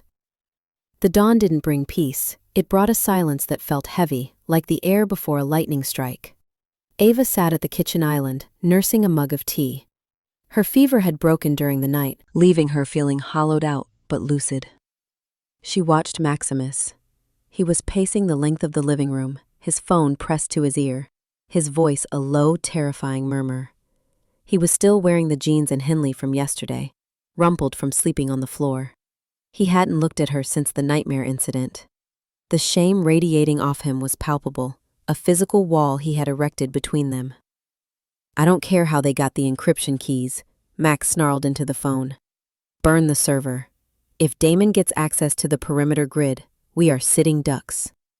He hung up, slamming the phone onto the marble counter. The screen cracked. Max, Ava said softly. He didn't turn. Pack your bag, Ava. We are leaving. Leaving? Why? I thought this place was a fortress. A fortress is only as strong as its gatekeeper. Someone compromised the security protocol. He ran a hand through his messy hair, his shoulders tight. Damon knows we are here. He is not sending thugs this time. He will send a strike team. Ava stood up, her legs wobbly but holding. Okay, I'll get Yeti. She turned toward the hallway. Click! The sound was small, the distinct mechanical click of a magnetic lock disengaging. It came from the private elevator doors. Maximus froze. His head snapped toward the elevator. The digital panel above the doors, which usually glowed red, had turned a cheerful, inviting green. Get down! Max roared. He didn't wait for her to comply. He launched himself across the kitchen, tackling Ava just as the elevator doors slid open. They hit the floor hard, sliding behind the heavy marble island. Dwip, dwip, dwip! Silenced gunshots. 3 rounds shattered the backsplash where Ava's head had been a second ago. Ceramic tiles exploded, raining dust onto them. Stay here, Max ordered. His eyes were no longer gray. They were molten gold, burning with a violence that made Ava's breath hitch. Do not move. Do not make a sound. He reached behind his back, pulling a handgun from his waistband. He moved with a speed that blurred the edges of reality, vaulting over the island and into the open. Ava curled into a ball, covering her ears. She heard shouting, voices she didn't recognize. Secure the asset. Kill the guard. Then, chaos. It sounded like a hurricane had been unleashed in the living room. Furniture smashed, glass shattered. There were wet, sickening thuds of flesh hitting bone. Max didn't fire his gun. He was using his body. Ava peeked around the edge of the island. 3 men in tactical gear were in the room. 2 were already on the ground, limbs bent at unnatural angles. Max had the 3rd by the throat. He lifted the man, who must have weighed 200 pounds, one-handed, his feet dangling off the floor. Who gave you the codes? Max snarled. The sound wasn't human. It was a vibration that rattled Ava's teeth. The man gagged, clawing at Max's arm. He managed to pull a knife from his vest and jammed it into Max's shoulder. Max didn't even flinch. He didn't drop the man. He just squeezed. There was a crunch, and the man went limp. Max dropped the body. He turned, chest heaving, blood soaking the shoulder of his Henley. Ava, He barked. we go, now! Behind you! Ava screamed. A 4th man had rappelled down from the skylight, a shadow dropping from the ceiling. He landed silently behind Max, a taser baton crackling with blue electricity. Max turned, but not fast enough. The baton jammed into his side. Max roared, dropping to one knee as the voltage coursed through him. The attacker raised the baton for a killing blow to the head. Ava didn't think. She grabbed the first thing her hand touched, a heavy cast-iron skillet from the drying rack. She scrambled up and charged. "Hey!" she yelled. The attacker turned, surprised to see the small, pale woman attacking. Ava swung the skillet with every ounce of hysterical strength she possessed. It connected with the side of the man's helmet with a resounding clang. The man stumbled, dazed. That 1 second was all Max needed. He shook off the voltage, grabbed the man's leg, and yanked. As the man hit the floor, Max delivered a single, efficient punch to the temple. The man stopped moving. Silence fell over the penthouse, broken only by the heavy breathing of the 2 survivors and the indignant yowl of a cat. Maximus looked at the man on the floor. Then he looked at Ava, who was standing there in her oversized t-shirt, clutching a frying pan like a warrior's shield. "You," Max rasped, clutching his bleeding shoulder, "are insane." "I saved your life," Ava panted, dropping the pan. Her hands were shaking. "Yes," Max said. He stood up, wincing. He looked at her with an intensity that terrified her more than the gunman. "You did." He grabbed her hand, staining her skin with his blood. "Now we run." Chapter 16. The Exodus. The Audi RSQ8 was no longer a luxury vehicle. It was a battering ram. Maximus drove through the parking garage gate, literally through the wooden arm, and peeled onto the street. He didn't take the highway. He took back roads, weaving through the industrial district, constantly checking the mirrors. Yeti was in his carrier in the back seat, howling a low, mournful protest that sounded like a dying bagpipe. Ava sat in the passenger seat, pressing a towel, which she had grabbed from the gym bag in the back, against Max's shoulder. "You're bleeding," she said, her voice tight. "We need a hospital." "No hospitals," Max gritted out. "They have cameras, they have records, it's a flesh wound." "It's a stab wound, Max. There is a hole in you." "It will close," he said. "Apply pressure." Ava pressed harder. Max hissed, his knuckles whitening on the wheel. "Where are we going?" Ava asked, looking out the window as the city skyline faded into the gray sprawl of the suburbs. "North," Max said. "I have a property, off the grid. No digital locks, no internet, just timber and iron." "A cabin?" Ava asked. "We're going to a cabin in the woods? That is literally how every horror movie starts." "It is defensible," Max said, "and it is on hallowed ground. They cannot track us there." They drove for 4 hours. The landscape shifted from concrete to strip malls, then to rolling hills, and finally to dense, encroaching forest. The sky turned a bruised purple as evening set in. By the time Max turned onto a dirt road that was barely more than a deer trail, Ava's adrenaline had crashed into exhaustion. Her fever was threatening to return. The car bounced over roots and rocks. Finally, they broke through the tree line. The cabin was not a shack. It was a massive A-frame structure built of dark logs and stone, nestled against the side of a mountain. It looked ancient and imposing, blending into the forest shadows. Max killed the engine. The silence of the woods rushed in, absolute and unnerving. "Stay here," he ordered. He got out, gun drawn, and did a perimeter sweep. Ava watched him through the windshield. He moved differently here. In the city, he was stiff, contained. Here, in the woods, he moved like liquid. He sniffed the air. He checked the dirt. He holstered the gun and opened her door. "It's clear." They went inside. The air in the cabin was stale and cold, smelling of pine and dust. Max flipped a switch near the door. Nothing happened. "Generator," he muttered. "I need to start it." He left her in the dark for 5 minutes. Then a low hum vibrated through the floorboards, and the lights flickered on. They were warm, yellow bulbs that cast long shadows. Ava looked around. The main room was huge, dominated by a stone fireplace. There was a leather sofa, a heavy wooden table, and a kitchen that looked like it hadn't been used in a decade. And there was a loft. Ava looked up. A wooden ladder led to a platform overlooking the living room. On the platform, there was a bed. One bed. "Of course," Ava whispered to the universe. "Of course." Max came back in, carrying the bags and the cat carrier. He set Yeti free. The cat immediately sprinted under the sofa and refused to come out. "There is wood around back," Max said, avoiding her eyes. "I will start a fire. It will get cold tonight." "Max," Ava said. She pointed to the loft. "There's only one bed." Max stopped. He looked up at the loft, then back at her. He looked exhausted, blood still staining his shirt, his face pale. "I will sleep on the floor," he said stiffly. "I am used to it." "You are stabbed," Ava argued.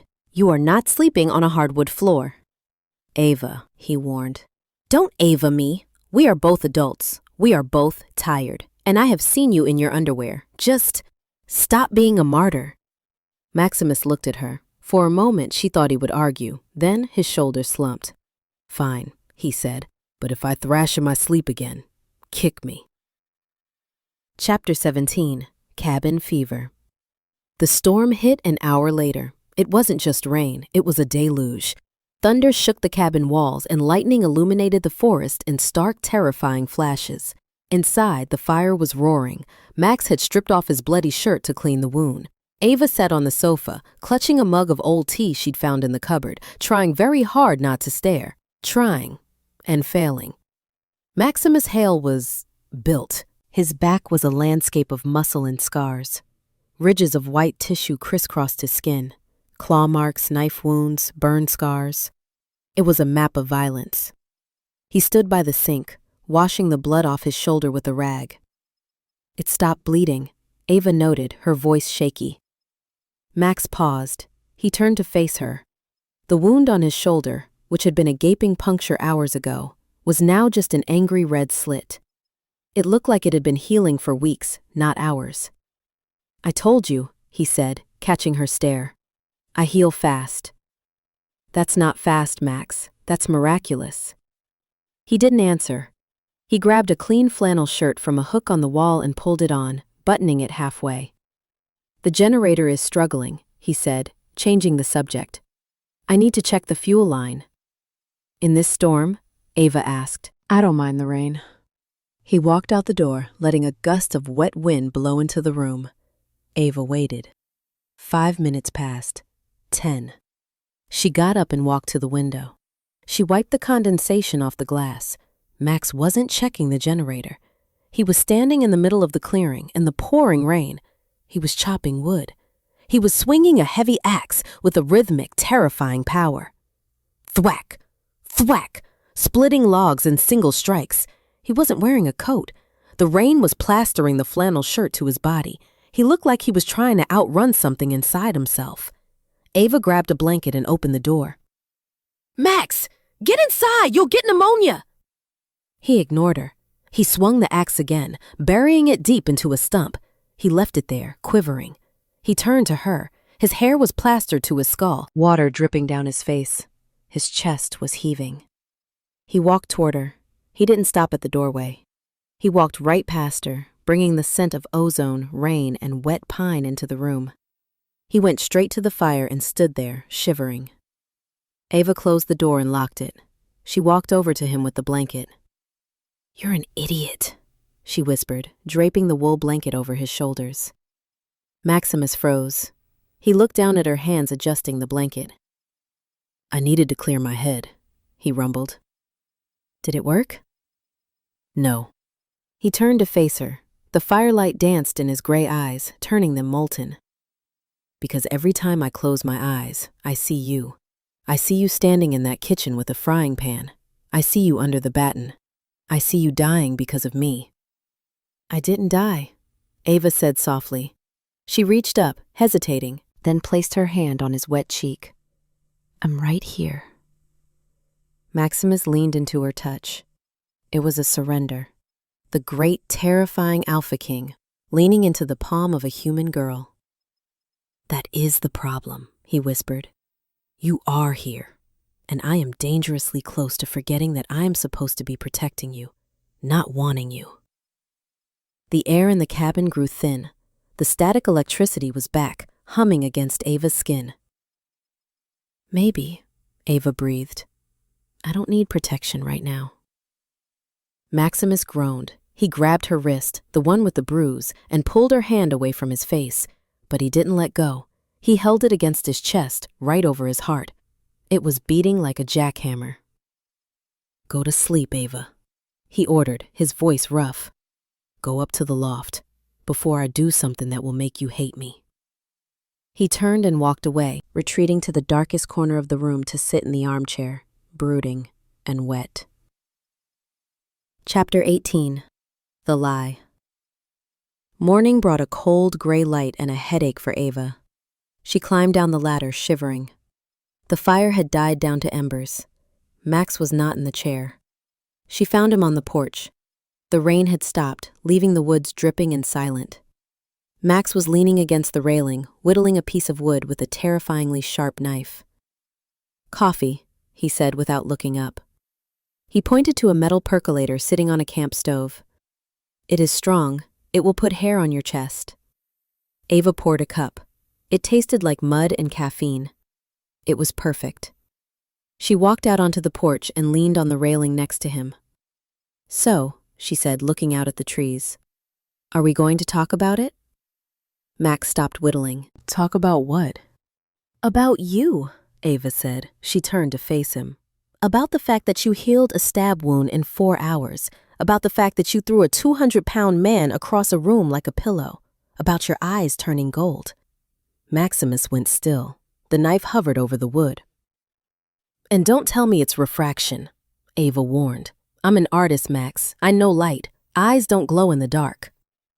Maximus sighed. He set the wood and knife down on the railing. He stared into the forest for a long time. He started, then stopped. He seemed to be weighing words, calculating the cost of the truth versus the safety of a lie. I was part of a program, he said finally. Years ago, a military initiative.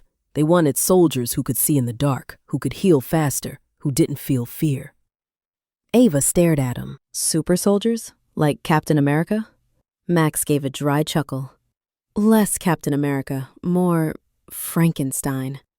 They mess with our genetics. It enhanced our reflexes, our strength, but it came with side effects. The eyes? Ava asked. The eyes, Max nodded. And the temper. The adrenaline spikes. Sometimes it's hard to control the aggression. That's why I have the nightmares. That's why I left the service. It was a brilliant lie. It explained the strength, the speed, the healing, the aggression, and the PTSD. It explained everything without using the word werewolf. Ava looked at him. She looked at the tension in his jaw, the sadness in his posture. She believed him, because it made sense in a tragic, broken way. Is that why you have the scars? She asked softly. Max looked down at his arms. Some are from after. Ava reached out. She took his hand, turning it over to expose the jagged white line running up his forearm. Does it hurt? She asked. Not anymore. She lifted his hand. Slowly, giving him time to pull away, she pressed her lips to the scar on his wrist. Maximus flinched. His breath hissed in. You're not a monster, Max. She murmured against his skin. You're just different. Maximus looked down at her bent head. His wolf was howling in triumph, scratching at the door of his mind. She accepts us. She claims us. But she didn't accept him. She accepted a lie. Guilt, sharp and acrid, flooded his mouth. He was manipulating her. He was lying to his mate to keep her close. He gently pulled his hand away. We need to fortify the cabin, he said, his voice hoarse. Damon won't stop hunting. If he finds us here, I need to be ready. He walked off the porch, heading toward the woodpile. Ava watched him go. She felt a pang of sadness. He was still building walls. But as she watched him walk away, she noticed something. Yeti was sitting on the porch railing. The cat watched Max go, then looked at Ava. He let out a soft murp. I know, Ava whispered to the cat. He's stubborn, but I think we're wearing him down. Yeti blinked slow, judgmental eyes, as if to say, good luck with that, human. Chapter 19. The Fever Breaking. The weather in the mountains didn't just change, it declared war. By mid-afternoon on Saturday, the rain had crystallized into heavy, wet snow. The temperature plummeted, turning the cabin into a walk-in freezer. The generator, which had been chugging along bravely, let out a final, metallic cough and died. The silence that followed was deafening. Well, Ava said, wrapping her arms around herself. That sounds ominous. Maximus was already moving. He crossed the room to the fireplace, throwing 3 massive logs onto the dying embers. He grabbed the iron poker and stoked the fire until it roared back to life, casting long, dancing shadows against the log walls. The fuel line froze, he muttered, dusting ash off his hands. We are on firepower until the storm passes. Is that a problem? Ava asked. She was sitting on the rug near the hearth, Yeti curled up in her lap like a vibrating heater. No, Max said, not looking at her. It just means close quarters. He walked to the kitchen, found a bottle of whiskey in a dusty cabinet, and poured 2 glasses. He brought them over, handing one to her. Drink, it will warm you. Ava took a sip. It burned going down, but it settled in her stomach like a hot coal. She watched Max. He was restless. He paced the perimeter of the room, checking the windows, checking the door locks. The flannel shirt stretched tight across his back with every movement. "Max," she said softly. "Sit down. You're making Yeti nervous." Max stopped. He looked at the cat, then at her. He sighed, a sound of defeat, and lowered himself onto the rug opposite her. They sat in silence for a long time, the fire popping and cracking between them. The air in the room was thick, charged with the same static electricity that had been haunting them since the interview. But tonight, without the distractions of the city, without the noise of the penthouse, it was suffocating. "Tell me about the necklace," Max said suddenly, nodding at the ruby resting against her collarbone. Ava touched the stone. "I told you. Flea market." "No," Max said, his eyes locking onto hers. They were dark gray, swirling with hidden depths. "Why do you wear it? You have worn it every second since I met you, even in the shower, even when you sleep." Ava hesitated. She looked into the fire. "It makes me feel safe. I know that sounds stupid. It's a rock. But ever since I put it on, I felt like I wasn't alone anymore. Like there was this presence, watching out for me." Maximus went very still. He knew exactly what that presence was. It was the residual magic of his ancestors stored in the gem. It was him. "You were lonely," he stated. "Yeah," Ava whispered. "I guess I was." She looked up at him. The firelight softened the harsh angles of his face. He didn't look like a soldier or a king right now. He just looked like a man who was just as lonely as she was. "What about you, Max?" she asked. "Are you lonely?" Maximus looked at her. He looked at her lips, stained slightly dark from the wine. He looked at the pulse fluttering in her throat. "I have a pack," he said, the word slipping out before he could catch it. "A unit. Men I served with." "That's not what I asked." Ava set her glass down. She crawled forward on her knees, closing the distance between them. Yeti, sensing the shift in atmospheric pressure, wisely hopped off her lap and trotted to the woodpile. Ava stopped inches from him. She reached out and touched the scar on his chest, visible through the unbuttoned top of his flannel shirt. "I asked if you were lonely." Maximus shuddered at her touch. His control, which he had been white-knuckling for days, began to slip. The scent of her, vanilla, whiskey, and invitation, was overwhelming his rational mind. "Ava," he groaned, his voice a warning growl. "Don't." "Why not?" she whispered. Her hand moved up, her fingers grazing his jawline. "We're in the middle of nowhere. No one is watching. No one is judging. Just us." "You don't know what I am," he breathed, closing his eyes. "If you knew, you would run." "I know you're dangerous," Ava said. She leaned in, her breath ghosting against his lips. "I know you're strong. I know you saved my life. Twice." She pressed her lips to the corner of his mouth. Maximus snapped. He didn't mean to.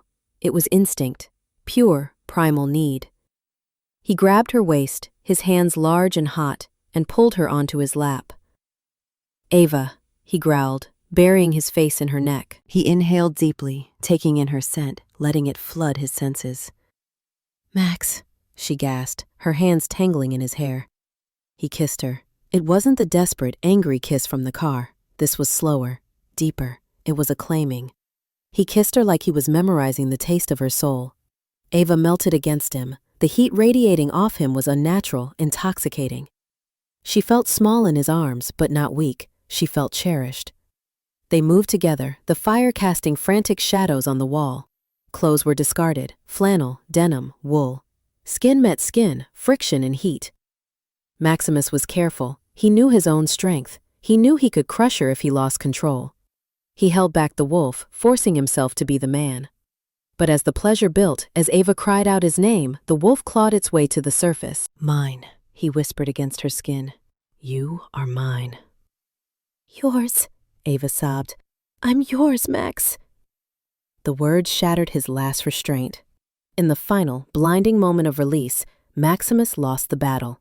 His wolf surged forward, demanding to bind her, to mark her, to ensure that every other male on earth knew she belonged to the king.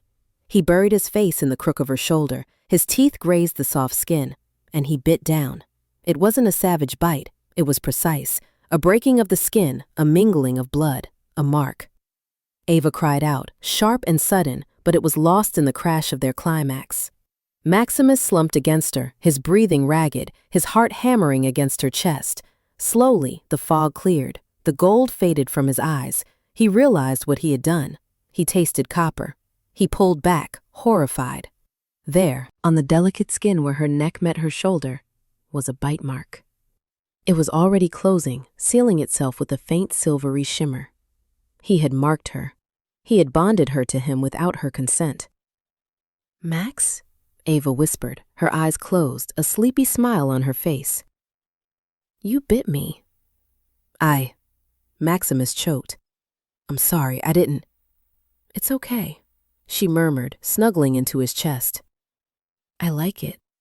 She drifted off to sleep within seconds, exhausted and safe. Maximus lay there in the firelight, holding her, staring at the ceiling with terrified eyes. Chapter 20. The Change. Ava woke up to the sound of a heartbeat. It was loud. Thump, thump, thump, thump. Slow, steady, and powerful.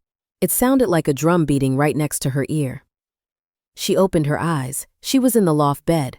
Sunlight was streaming through the A-frame window, blindingly bright off the snow outside. She was alone in the bed. She sat up, stretching. Her body felt different. She felt fantastic. Better than fantastic. She felt electric. Her vision seemed sharper. She could see the dust motes dancing in the sunbeams with distinct clarity. She could smell the pine trees outside, the wood smoke, and coffee. Strong, dark coffee. And she could still hear that heartbeat. "Max?" she called out. Down here. His voice came from the main room. Ava swung her legs out of bed. She frowned. She usually woke up groggy, needing 3 alarms and a prayer. Today, she felt like she could run a marathon. She walked to the bathroom mirror to splash water on her face. She froze. She pulled the collar of her oversized t-shirt down. There, on her shoulder, was the mark. It wasn't a bruise. It wasn't a scab. It was a scar, fully formed, as if it had been there for years. It was shaped like a jawline, shimmering with a faint, pearlescent silver hue. It was beautiful in a savage way. She touched it. A jolt of warmth zinged through her body. Safe, a voice whispered in the back of her mind. "He is here." "Whoa," Ava whispered. "Okay, rough night." She quickly brushed her teeth and climbed down the ladder. Maximus was in the kitchen. He was fully dressed, back in his jeans and flannel. He was standing with his back to her, gripping the edge of the counter until his knuckles were white. "Morning," Ava said, walking over to the coffee pot. Maximus flinched. He turned slowly.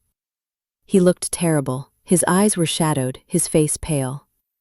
He looked like a man waiting for a sentencing. "Ava," he said, his voice rough, "how do you feel?" "Incredible." "Actually," Ava poured a cup. "I slept like the dead, and weirdly, I feel like I had 5 espressos. Is that normal?" She leaned against the counter, smiling at him. "Also, you run really loud. I can hear your heart beating from here." Maximus went rigid. "You can hear it?" "Yeah, thump, thump. It's kind of comforting." She took a sip of coffee. "So, the shoulder. We should talk about the shoulder." Maximus closed his eyes. "Ava, I hurt you. You didn't hurt me, Max." She interrupted softly. She walked over and placed a hand on his arm. "It was intense, but I'm not made of glass. And look." She pulled her collar down to show him the mark. "It's already healed. It looks kind of cool, like a tattoo." Maximus stared at the mark. It called to him. It sang to him. It was the physical proof that she was his queen, but she didn't know what it meant. She thought it was just a love bite. She didn't know that she would now feel his pain, sense his location, and live as long as he did. "It is a side effect," He lied, his voice sounding hollow. Of the enhancement, my DNA. It carries certain properties, viral transference. Ava blinked. Wait, did you just say you gave me super soldier cooties? Maximus looked at her, baffled. Cooties? Ava burst out laughing. Oh my God, Max, your face! You look so serious. So what? Now I'm going to have super strength? Am I going to turn green when I get mad? No, Max said quickly. Just heightened senses. Maybe some increased stamina. It will fade. Another lie. It would never fade. Well, Ava shrugged. I can live with that, as long as I don't grow a tail. Maximus choked on his own spit. I need to check the perimeter, he said abruptly, grabbing his coat. Stay inside. He fled the cabin as if the hounds of hell were snapping at his heels. Ava watched him go, smiling. Then she frowned. She tilted her head. She could hear him walking through the snow. She could hear the crunch of his boots. She could hear his breathing. She walked to the window. He was 50 yards away. That, she whispered to herself, is really good hearing. Chapter 21. The Slip-Up. By noon, the tension in the cabin had shifted.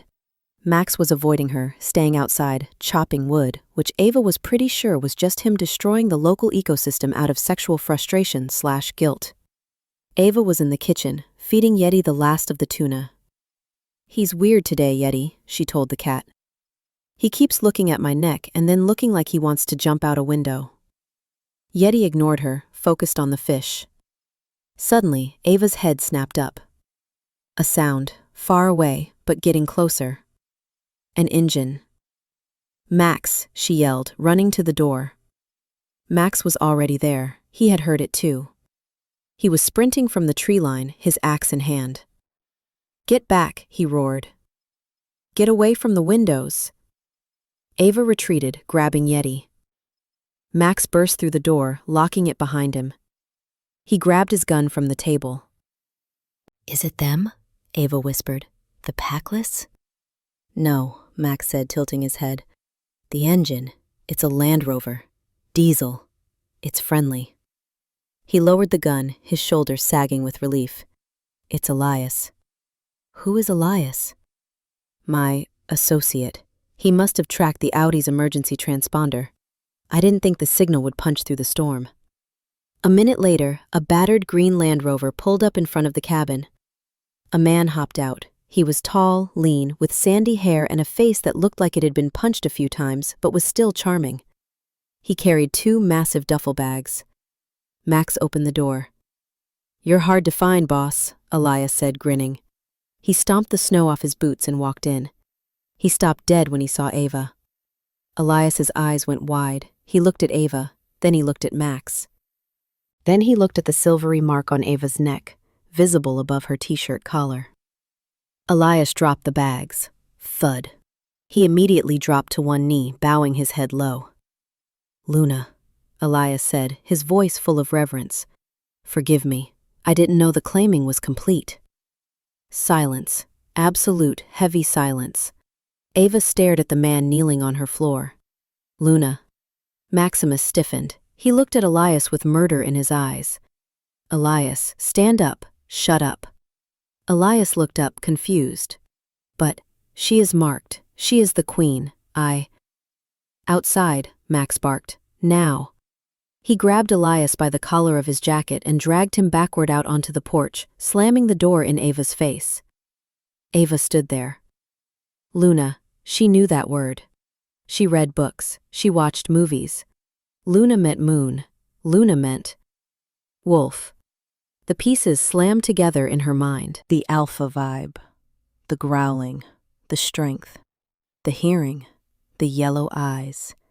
The Packless. The bite mark. And now, Luna. Oh my God, she whispered. She backed away from the door, her hand flying to her mouth. He's not Captain America. He's a werewolf. She looked at Yeti. My boyfriend is a werewolf. Yeti licked his paw, unimpressed. Outside, the arguing was muffled but heated. Ava crept to the window. "You idiot!" Max was hissing. "She doesn't know!" "You marked her, Maximus," Elias argued back. "You bound her to the pack. How can she not know?" "I told her it was a virus." "A virus? You told the true mate she has a virus? You are the Alpha King, not a doctor. This is treason against the bond." Ava backed away from the window. Her heart was racing, not with fear, but with shock. Alpha King. She looked at the frying pan on the counter. She looked at the door. She was going to kill him. Chapter 22. The Ambush. The door opened. Max and Elias walked back in. Max looked furious. Elias looked sheepish. Ava, Max started, putting on a fake smile. Elias is dramatic. It's a code name. Luna means lunar unit, tactical, night ops. Ava crossed her arms. She stared at him. Cut the crap, Max. Max froze. Excuse me? Luna, Ava said, stepping forward. Alpha, pack, the growling, the sniffing, the fact that my cat likes you and he hates humans. She poked him in the chest. You're a wolf. Maximus stared at her. The lie died in his throat. He saw the intelligence in her eyes. There was no point. Yes, he said simply. Ava let out a breath she didn't know she was holding. Okay, so do you have a tail? Like right now? Elias snorted, trying to suppress a laugh.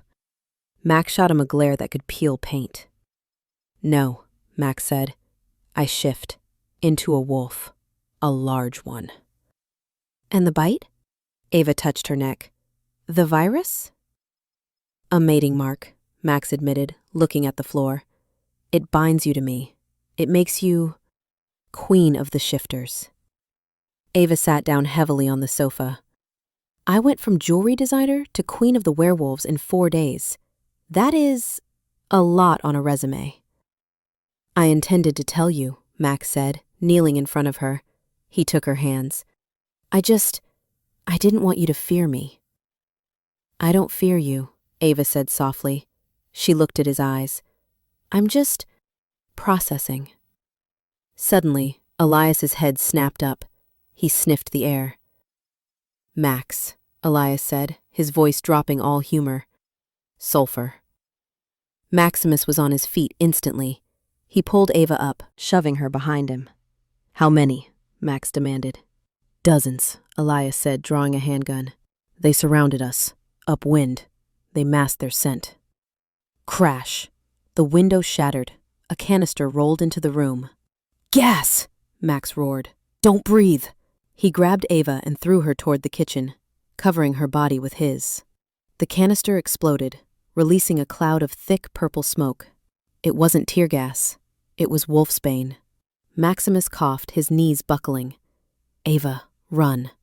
The door was kicked in. Figures in tactical gear poured into the room. But they weren't human. Their eyes glowed yellow. They moved with animal speed. Secure the king, a voice shouted. Maximus roared. He didn't shift. The wolfsbane was preventing it, but he fought. He grabbed the nearest attacker and threw him through the wall. Elias, get her out, Max shouted, swinging a heavy chair to crush another attacker. Elias grabbed Ava's arm. Luna, come on. No, Max! Ava screamed, trying to pull away. Go! Max turned to look at her, his eyes bleeding gold and gray. I will find you. I promise. A massive rogue tackled Max from behind. Another hit him with a club. Max went down, fighting like a demon, disappearing under a pile of bodies. Elias dragged Ava toward the back door. But the back door opened. Standing there was a man in a white suit, immaculate, smiling. Damon. Going somewhere? Damon asked. He raised a hand. A pulse of energy, pure alpha command, slammed into them. Elias crumpled, unconscious. Ava stood alone, trembling, clutching the frying pan she had managed to grab. Damon stepped over Elias. He looked at Ava. He looked at the mark on her neck. Beautiful. He purred. He marked you. Good. That makes you even more valuable. He reached out. Ava swung the pan. Damon caught her wrist effortlessly. He smiled, leaning in close. Sleep, little queen, he whispered. He pressed a pressure point on her neck. The world went black. Chapter 23. The Golden Cage. Consciousness returned to Ava, not with a bang, but with the clink of fine china. She groaned, the sound vibrating in her skull like a plucked cello string. Her neck throbbed where Damon had pressed the pressure point, but a deeper, sharper ache pulsed in her shoulder, the silver mark Max had left. She opened her eyes. She wasn't in a dungeon. She wasn't in a warehouse. She was in a room that looked like it had been ripped from the pages of Architectural Digest and sterilized with bleach. Everything was white. White leather sofas, white marble floors, white velvet drapes covering floor-to-ceiling windows. It was cold. It smelled of lilies and antiseptic. Ava sat up, clutching her head. She was still wearing her jeans and t-shirt, which felt dirty and out of place in this pristine tomb. "You're awake," a smooth voice said. Ava scrambled back against the headboard of the massive white bed. Damon was sitting in a wingback chair across the room. He was still wearing the white suit, unblemished by the chaos at the cabin. He held a teacup in one hand and a tablet in the other. He looked bored. "Where is he?" Ava demanded. Her voice was raspy. "Where is Max?" Damon took a sip of tea. "The Alpha King? Likely dead. My men were instructed to burn the cabin once we left. Wood burns so quickly, doesn't it?" Ava felt the blood drain from her face. "You're lying." "Am I?" Damon stood up, placing the cup on a glass table. He walked toward her. He breathed in enough wolfsbane to kill an elephant. And he was outnumbered 20-1. Even a king bleeds, Ava. "No," Ava whispered. She reached up, touching the mark on her neck. It was warm. It was humming. She closed her eyes and focused. She didn't know how the bond worked, but Max had said it bound them. She reached out with her mind, searching for something. And she found it. It wasn't a voice. It was a sensation. It was a deep, black, roiling ocean of pure rage. It was faint, distant, but it was there. He wasn't dead. He was furious. Ava opened her eyes, a spark of defiance lighting them up. "He's alive." Damon paused. He looked at the mark on her neck, his expression tightening. "Ah, the bond. It persists. Pity. It means I'll have to kill him in person." He stopped at the foot of the bed. "But that is a concern for later. Right now, we need to discuss your role, Ava." "My role?" Ava spat. "I'm a hostage. I'm leverage. I get it." "Leverage?" Damon laughed softly. "Oh, darling, no. You are so much more than that. You are the key." He pointed a manicured finger at the red ledger ruby hanging around her neck. "Do you know what that stone is?" "A ruby," Ava said. "A $5 ruby." "It is the heart of the first alpha." Damon corrected. "It contains enough raw magic to level a city. It grants the holder absolute dominion over every pack on the continent. But there is a catch." He leaned in, his yellow eyes flashing. "A wolf cannot touch it. The magic is too volatile. It burns us. It drives us mad. The only way an alpha can wield the stone is through a conduit. A human conduit." Ava's stomach twisted. "What are you talking about?" "Maximus couldn't use the stone," Damon explained, his voice dripping with false sympathy. "He needed a human to wear it. But a human body is fragile. The stone's power would kill you in days. Unless..." He gestured to her neck. "Unless you were marked. The mark reinforces your body. It binds your life force to his, making you strong enough to carry the stone for him." He smiled, a cruel, twisting thing. "He didn't mark you because he loved you, Ava. He didn't bite you because you are his queen. He marked you because he needed a battery pack. You were just a piece of equipment to him, a vessel for the weapon." Ava stared at him. The room seemed to tilt. He marked you because he needed a human conduit. It made sense. The way he called her, the asset. The way he tried to keep it professional. The way he only marked her after she found out about the ruby's power. The way Elias had been horrified, not because of love, but because of treason. "You're lying," Ava said, but her voice wavered. "Am I?" Damon walked to the door. "Ask yourself, Ava. A king who has lived for centuries, who has wealth and power beyond imagination, did he really fall in love with a chaotic, human jewelry designer in 4 days? Or did he just find the perfect carrier for his ambition?" He opened the door. "Think about it. Dinner is at 8. Wear something nice. I hate denim." The door clicked shut and locked. Ava sat alone in the white room. She clutched the ruby. It felt heavy now. It felt like a shackle. She touched the bite mark. A moment ago, it had felt like a connection. Now, it felt like a brand, a receipt of ownership. "He's lying," she whispered to the empty room. "Max wouldn't." But the doubt, cold and insidious, began to coil around her heart like a snake. She closed her eyes, trying to feel the bond again. She felt the rage, but now she wondered, was it rage for her or rage for his stolen property? Chapter 24. The Feral King. The cabin was a tomb of smoke and bodies. Maximus Hale gasped, his lungs burning as if he had inhaled broken glass. His eyes snapped open. He was buried. Heavy, dead weight pressed down on him from all sides. The scent of copper and charred wood filled his nose. He shoved upward. A rogue's body rolled off him. Then another. Maximus rose from the pile of corpses like a demon clawing its way out of hell. He was covered in blood, some his, mostly theirs. His flannel shirt was in ribbons. His jeans were soaked dark. He stood in the center of the ruined living room. The wolfsbane gas had dissipated, leaving only a headache that pounded behind his eyes like a sledgehammer. "Ava," he croaked. The room was empty. The door was hanging off its hinges. The wind howled outside, carrying snow into the house. She was gone. A sound came from the floor near the kitchen, a groan. Maximus turned. Elias was trying to sit up, clutching his head. "Boss?" Elias mumbled, blinking groggily. "Did we win?" Maximus didn't answer. He frantically tapped the chronograph on his wrist, searching for a signal. The screen flashed red. No signal.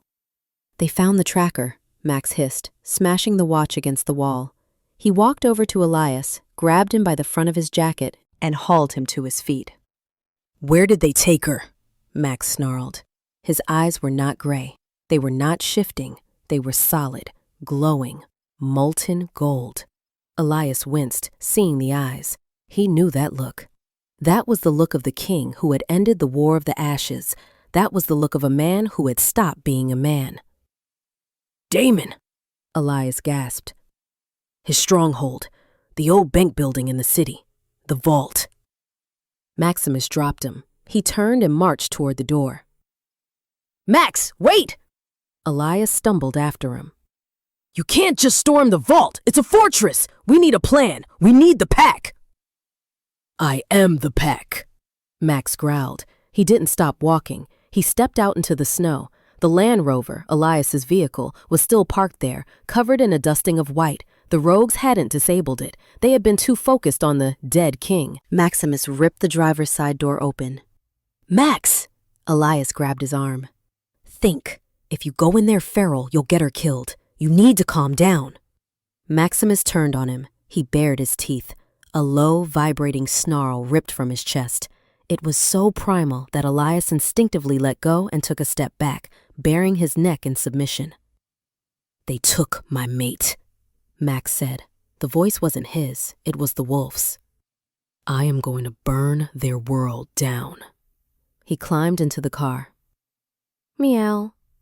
Maximus froze. He looked down. Sitting in the passenger seat of the Land Rover, looking incredibly annoyed, was a white Persian cat. Yeti. The cat had apparently escaped the cabin during the fight and had decided that the car was the warmest place to wait out the apocalypse. Maximus stared at the cat. The cat stared at Maximus. "Get out," Max growled. Yeti hissed. He dug his claws into the upholstery and settled in, glaring. "I am going where the food giver went." Maximus looked at the cat. He gripped the steering wheel, his claws punching through the leather cover. He wanted to throw the cat into the snow. He wanted to drive. He wanted to kill. But this was her cat. If he lost the cat, Ava would never forgive him. Assuming she was alive to forgive him. Fine, Max slammed the door. But if you shed on me, I will eat you. Elias scrambled into the back seat just as Max gunned the engine. Buckle up, Elias muttered to the cat. Maximus slammed his foot onto the gas pedal. The Land Rover roared, spinning its tires in the snow before launching forward down the mountain trail. Maximus didn't feel the cold. He didn't feel the bruises on his body. He felt only one thing: the pull. It was a physical line attached to his chest, stretching miles into the distance. He could feel her fear. He could feel her confusion. And beneath it all, he could feel her heart beating. Thump, thump, thump, thump. It was the only sound in the universe that mattered. "Hold on, Ava," he whispered, his eyes burning gold in the rearview mirror. "I'm coming." Chapter 25. The Monster. Dinner with Damon was exactly as Ava expected, elegant, expensive, and nauseating. He had forced her to change into a white silk dress that he provided. It was beautiful, but it felt like a shroud. They sat at a long glass table in a dining room that overlooked the city skyline. "Try the sea bass," Damon said, cutting his fish with surgical precision. "It's flown in from Chile." "I'm not hungry," Ava said. She gripped the steak knife next to her plate. "I want to go home." "Home?" Damon raised an eyebrow. "To the loft full of glue guns, or the penthouse that belongs to the agency? You have no home, Ava. That's why you were so easy to collect." Ava flinched. The insult landed. "Why are you doing this?" she asked. "If you want the stone, take it. Kill me and take it." "I told you." Damon sighed, wiping his mouth. "I can't touch it.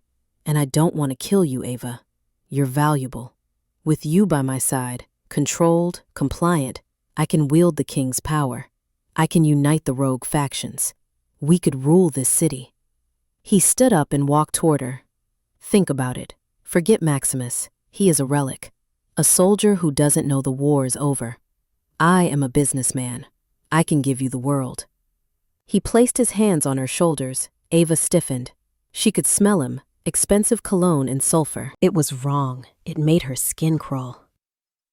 "Get off me," she whispered. "Soon you will understand," Damon murmured, leaning down to smell her hair. "Once the bond fades, once you realize he abandoned you." Boom! The building shook. Ava grabbed the table to steady herself. "What was that?" Damon frowned. He looked at the door. "Perimeter breach." Crash! The massive freight elevator doors at the end of the dining hall exploded inward, buckled by the force of 2 tons of steel. A Land Rover, dented, covered in mud and snow, with one headlight hanging by a wire, roared out of the shaft and came skidding across the polished marble floor. It smashed through the table, sending crystal and sea bass flying, and slammed into the far wall. Silence. Damon took a step back, brushing dust off his suit. Subtle. The driver's side door was kicked open. It didn't just open, it flew off its hinges. Maximus stepped out. Ava gasped. He didn't look like Max. He looked like a nightmare. He was covered in dried blood and soot. His eyes were twin suns of burning gold. His teeth were bared in a rictus snarl. He was vibrating with an energy so violent the air around him seemed to distort. "Damon," Max said. It wasn't a voice. It was a death sentence. "Maximus." Damon sneered, though Ava saw him take a step back. "He survived. How cockroach-like of you." Maximus didn't speak. He moved. He blurred across the room. Damon tried to block, shifting partially, his face elongating into a snout. It didn't matter. Maximus hit him with the force of a freight train. He grabbed Damon by the lapels of his white suit and slammed him into the floor. The marble cracked. Maximus pounded his fist into Damon's face. Crunch. And again. Crunch. And again. Blood sprayed across the white floor. It splattered onto Ava's dress. "Max!"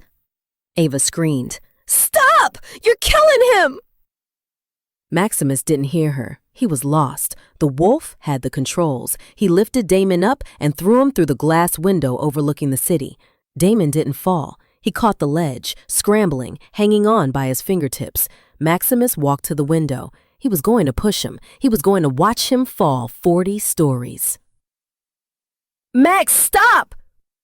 Ava ran forward. She grabbed his arm. Maximus spun around. He snarled at her. It was a feral, mindless sound. He raised his hand, claws extended, ready to strike whatever had touched him. Ava froze. She looked into his eyes. There was no recognition. There was only the monster. Max? She whispered. Terrified, she flinched, raising her hands to protect her face.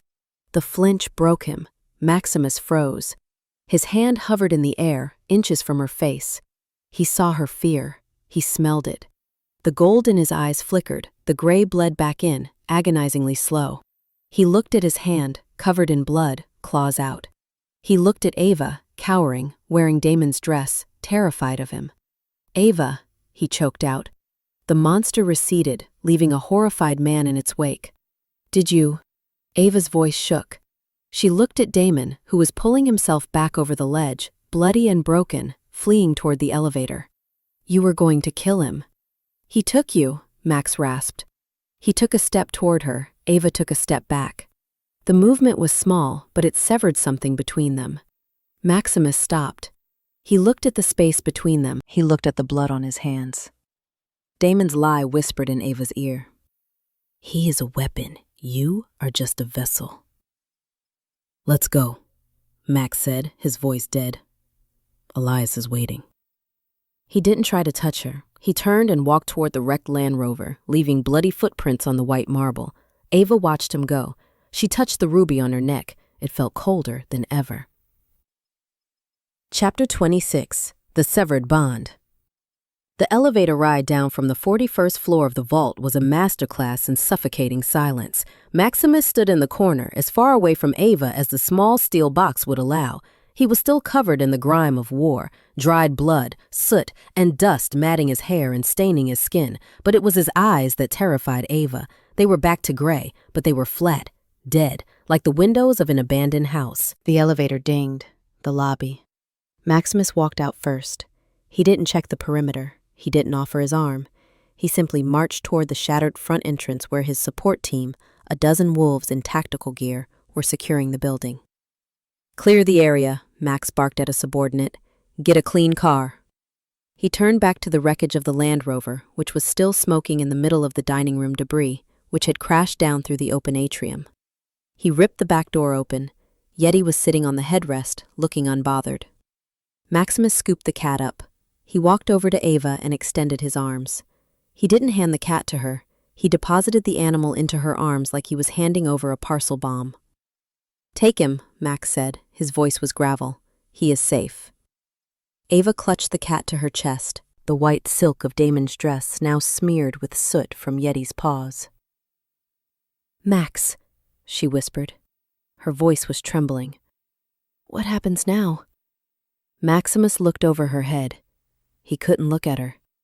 If he looked at her, he would see the flinch again. He would see the fear in her eyes when she looked at his claws. And that fear would kill him faster than any silver bullet. You go home, he said. My team has secured your old apartment. I bought the property this morning. The other tenants have been relocated, and the lobby is filled with my best guards. You will be safe there. And you? Ava asked. She took a step toward him. Maximus took a step back. The movement was a physical blow. Ava stopped, her heart twisting in her chest. I go back to where I belong, Max said. To the shadows. You were right, Ava. I am a monster. I am not a bodyguard.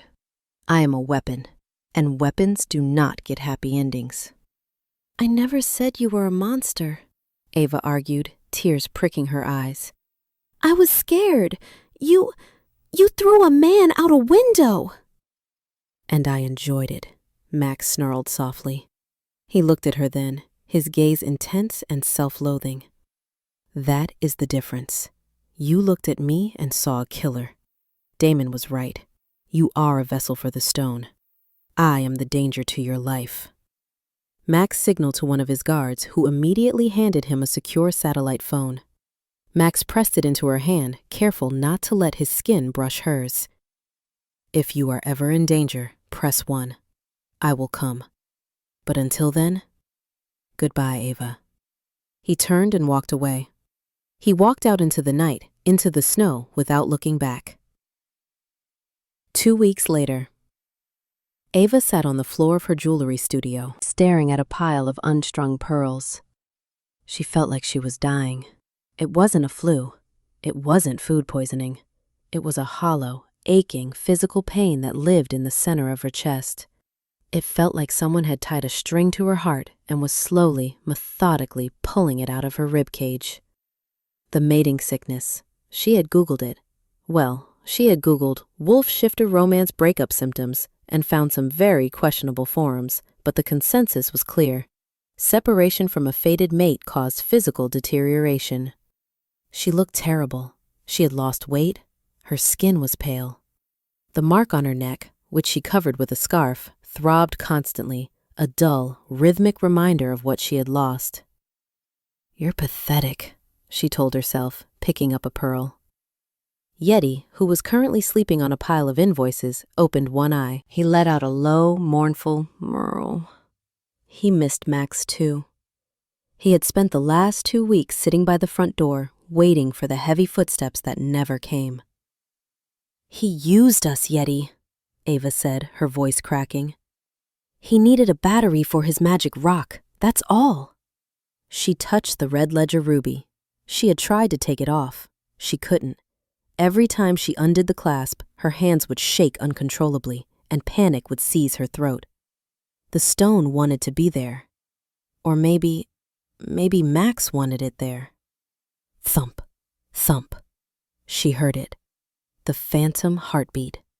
It was faint now, like a radio station losing signal, but it was still there. She couldn't take it anymore. She stood up. I'm going out. I need coffee. I need air. I need to stop waiting for a werewolf who dumped me. She grabbed her coat and marched out of the apartment, ignoring the black SUV parked across the street where Max's detail watched her. Chapter 27. The Grand Gesture. The coffee shop was crowded, smelling of roasted beans and wet raincoats. Ava ordered a black coffee, she was too bitter for sugar, and waited by the counter. She felt it before she saw it. A prickle on the back of her neck, the hair on her arm standing up, the ruby growing hot against her skin. Danger. She spun around. The shop was full of normal people, a mom with a stroller, a student with a laptop, and a man in a gray hoodie standing by the door. He wasn't looking at the menu. He was looking at her. His eyes were a sickly, jaundiced yellow. A straggler, one of Damon's loyalists who had escaped the purge. Ava dropped her coffee. The cup shattered, splashing hot liquid on her boots. The man smiled. He reached into his pocket and pulled out a knife. Not a normal knife, a curved silver blade. Outside, tires screeched. The doors of the black SUV flew open, the guards sprinting toward the shop, shouting. But they were too far away. For the Alpha, the rogue whispered. He lunged. The customer screamed. Ava scrambled back, tripping over a chair. She fell hard, hitting her elbow. The rogue was on her in a second, faster than the guards could reach the door. He raised the knife. Max! Ava screamed. It wasn't a conscious choice. It was a soul-deep cry. Crash! The front window of the coffee shop exploded. It wasn't a car this time. It was a body. A massive dark shape smashed through the glass, sending shards flying like diamond rain. Maximus Hale landed in a crouch between Ava and the rogue. He didn't look like a businessman. He didn't look like a bodyguard. He looked like the god of war. He was wearing a black tactical vest over a t-shirt, his arms bare and rippling with tension. The rogue froze, the knife hovering in the air. King! The rogue whimpered. Maximus stood up. He didn't growl. He didn't shout. He simply reached out, grabbed the rogue's face with one hand, and slammed him into the floor. The impact shook the building. The rogue went limp instantly. Maximus didn't finish him. He turned. He looked at Ava. His eyes were gold. Bright, burning, desperate gold. Ava. He breathed. He fell to his knees. The entire coffee shop went silent. People were filming. Someone was calling the cops. Ava didn't care. She stared at the man kneeling in the spilled coffee and glass shards. "You came," she whispered. "I never left." Maximus rasped. "I have been outside every night. I have been watching your window. I couldn't be away." He crawled forward, ignoring the glass cutting into his jeans. He reached for her, his hands trembling. "You called me," he said, touching her face. "I felt it. You screamed my name." "I thought you didn't want me," Ava sobbed, hitting his chest weakly. "Damon said you only marked me for the stone, that I was just a conduit." Maximus looked devastated. "A conduit? Ava, look at me." He grabbed her hand and pressed it to his chest, right over his heart. It was beating so fast it felt like a hummingbird's wings. "The stone is power," he said intensely. "But you are my breath. You are my blood. I didn't mark you to use the ruby. I marked you because my wolf recognized his other half. If I lose the stone, I lose a kingdom. If I lose you, I lose my soul." He leaned his forehead against hers. "I tried to stay away. I thought I was protecting you from my darkness. But the last 2 weeks, it has been hell. I am dying without you, Ava." Ava looked at him. She saw the dark circles under his eyes. She felt the tremor in his hands. He wasn't lying. "I'm dying too," she whispered. "I have mating sickness. It sucks. I lost 5 pounds and Yeti is depressed." Maximus let out a wet, choked laugh. "I will buy Yeti a tuna factory. I will buy you the moon. Just take me back. Let me protect you. Let me love you." "On one condition," Ava said, wiping her tears. "Anything.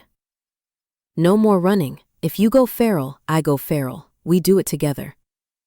Maximus smiled. It was a genuine, blinding smile that made his gold eyes shine. "Deal." He leaned in and kissed her. It was messy, salty with tears, and tasted like coffee. It was the best kiss of Ava's life. Behind them, a barista slowly lowered his phone. Best shift ever. Chapter 28. The Wedding of Two Worlds, 6 months later. The invitation had been embossed on heavy cream cardstock. Together with their families and packs, Ava Bennett and Maximus Hale invite you to witness the union of 2 souls and 1 very large bank account. The venue was a compromise. Ava wanted outdoors. Max wanted security.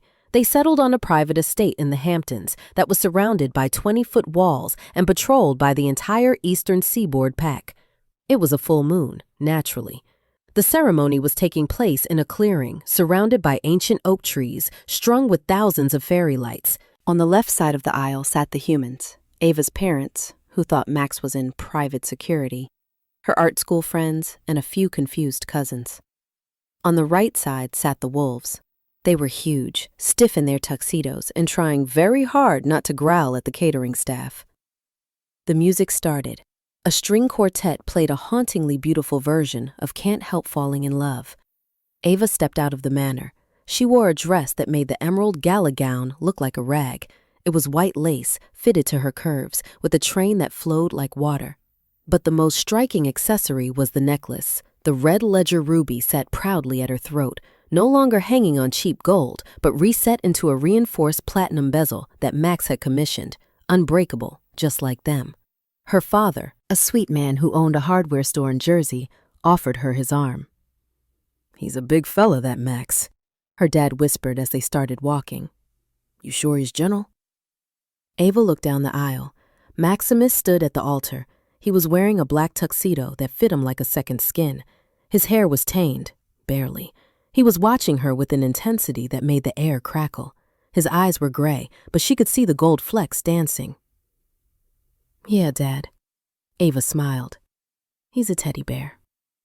They reached the altar. Her dad handed her over. Max took her hand. His grip was warm, solid, and possessive. "You look..." Max swallowed, his voice rough. "Dangerous." "Good." Ava winked. And now, the officiant, Elias, who had got ordained online for this, announced, "The rings!" Everyone turned. Walking down the aisle was the ring bearer, Yeti. The cat was wearing a custom-made tuxedo vest with a tiny bow tie. A velvet pillow was strapped to his back. He did not walk, he strutted. He paused halfway down the aisle to sniff a human guest's shoe, hissed at a wolf who looked at him wrong, and then continued to the altar. Maximus knelt down to retrieve the rings from the cat's back. "Good job, Minas," he whispered. Yeti headbutted Max's knee. "Give me the salmon." The vows were exchanged. Max promised to protect her heart. Ava promised to protect his sanity. "I pronounce you Alpha and Queen," Elias grinned. "You may kiss the bride." Maximus didn't wait. He swept Ava into his arms, dipping her low, and kissed her until her toes curled. The wolf side of the aisle let out a collective howl. It started low and rose to a crescendo. The humans jumped, looking terrified. Ava broke the kiss, laughing. She looked at her parents, who were clutching each other. "It's okay," she yelled over the howling. "It's a family tradition." Maximus stood up, looking at his pack, then at his wife. He raised his hand, and the howling stopped instantly. "My queen," he said, offering his arm. "My king," Ava replied. They turned and walked back down the aisle, showered in white rose petals. They reached the end of the path where the getaway car was waiting. It wasn't the Audi, it was Bumble. The yellow VW Beetle. Max had restored it. The engine purred, actually purred this time. The paint was flawless. "You fixed him," Ava gasped. "I reinforced the chassis, added bulletproof glass, and upgraded the engine to a V8, Max said proudly. "It is now a tactical assault vehicle. That looks like a lemon." Ava laughed, throwing her arms around his neck. "I love you. I love you," Max growled against her ear. "Now get in. I have a honeymoon to start, and I've been waiting 6 months to claim you properly." They climbed into the tiny yellow car. Max's knees hit the dashboard. Yeti jumped into the back seat. As they drove off into the moonlight, the just-married cans rattling behind them, Ava looked at her husband, the Alpha King, the billionaire, the werewolf, struggling to shift gears in her tiny car. She smiled. Life was going to be wild, and she wouldn't have it any other way. The end.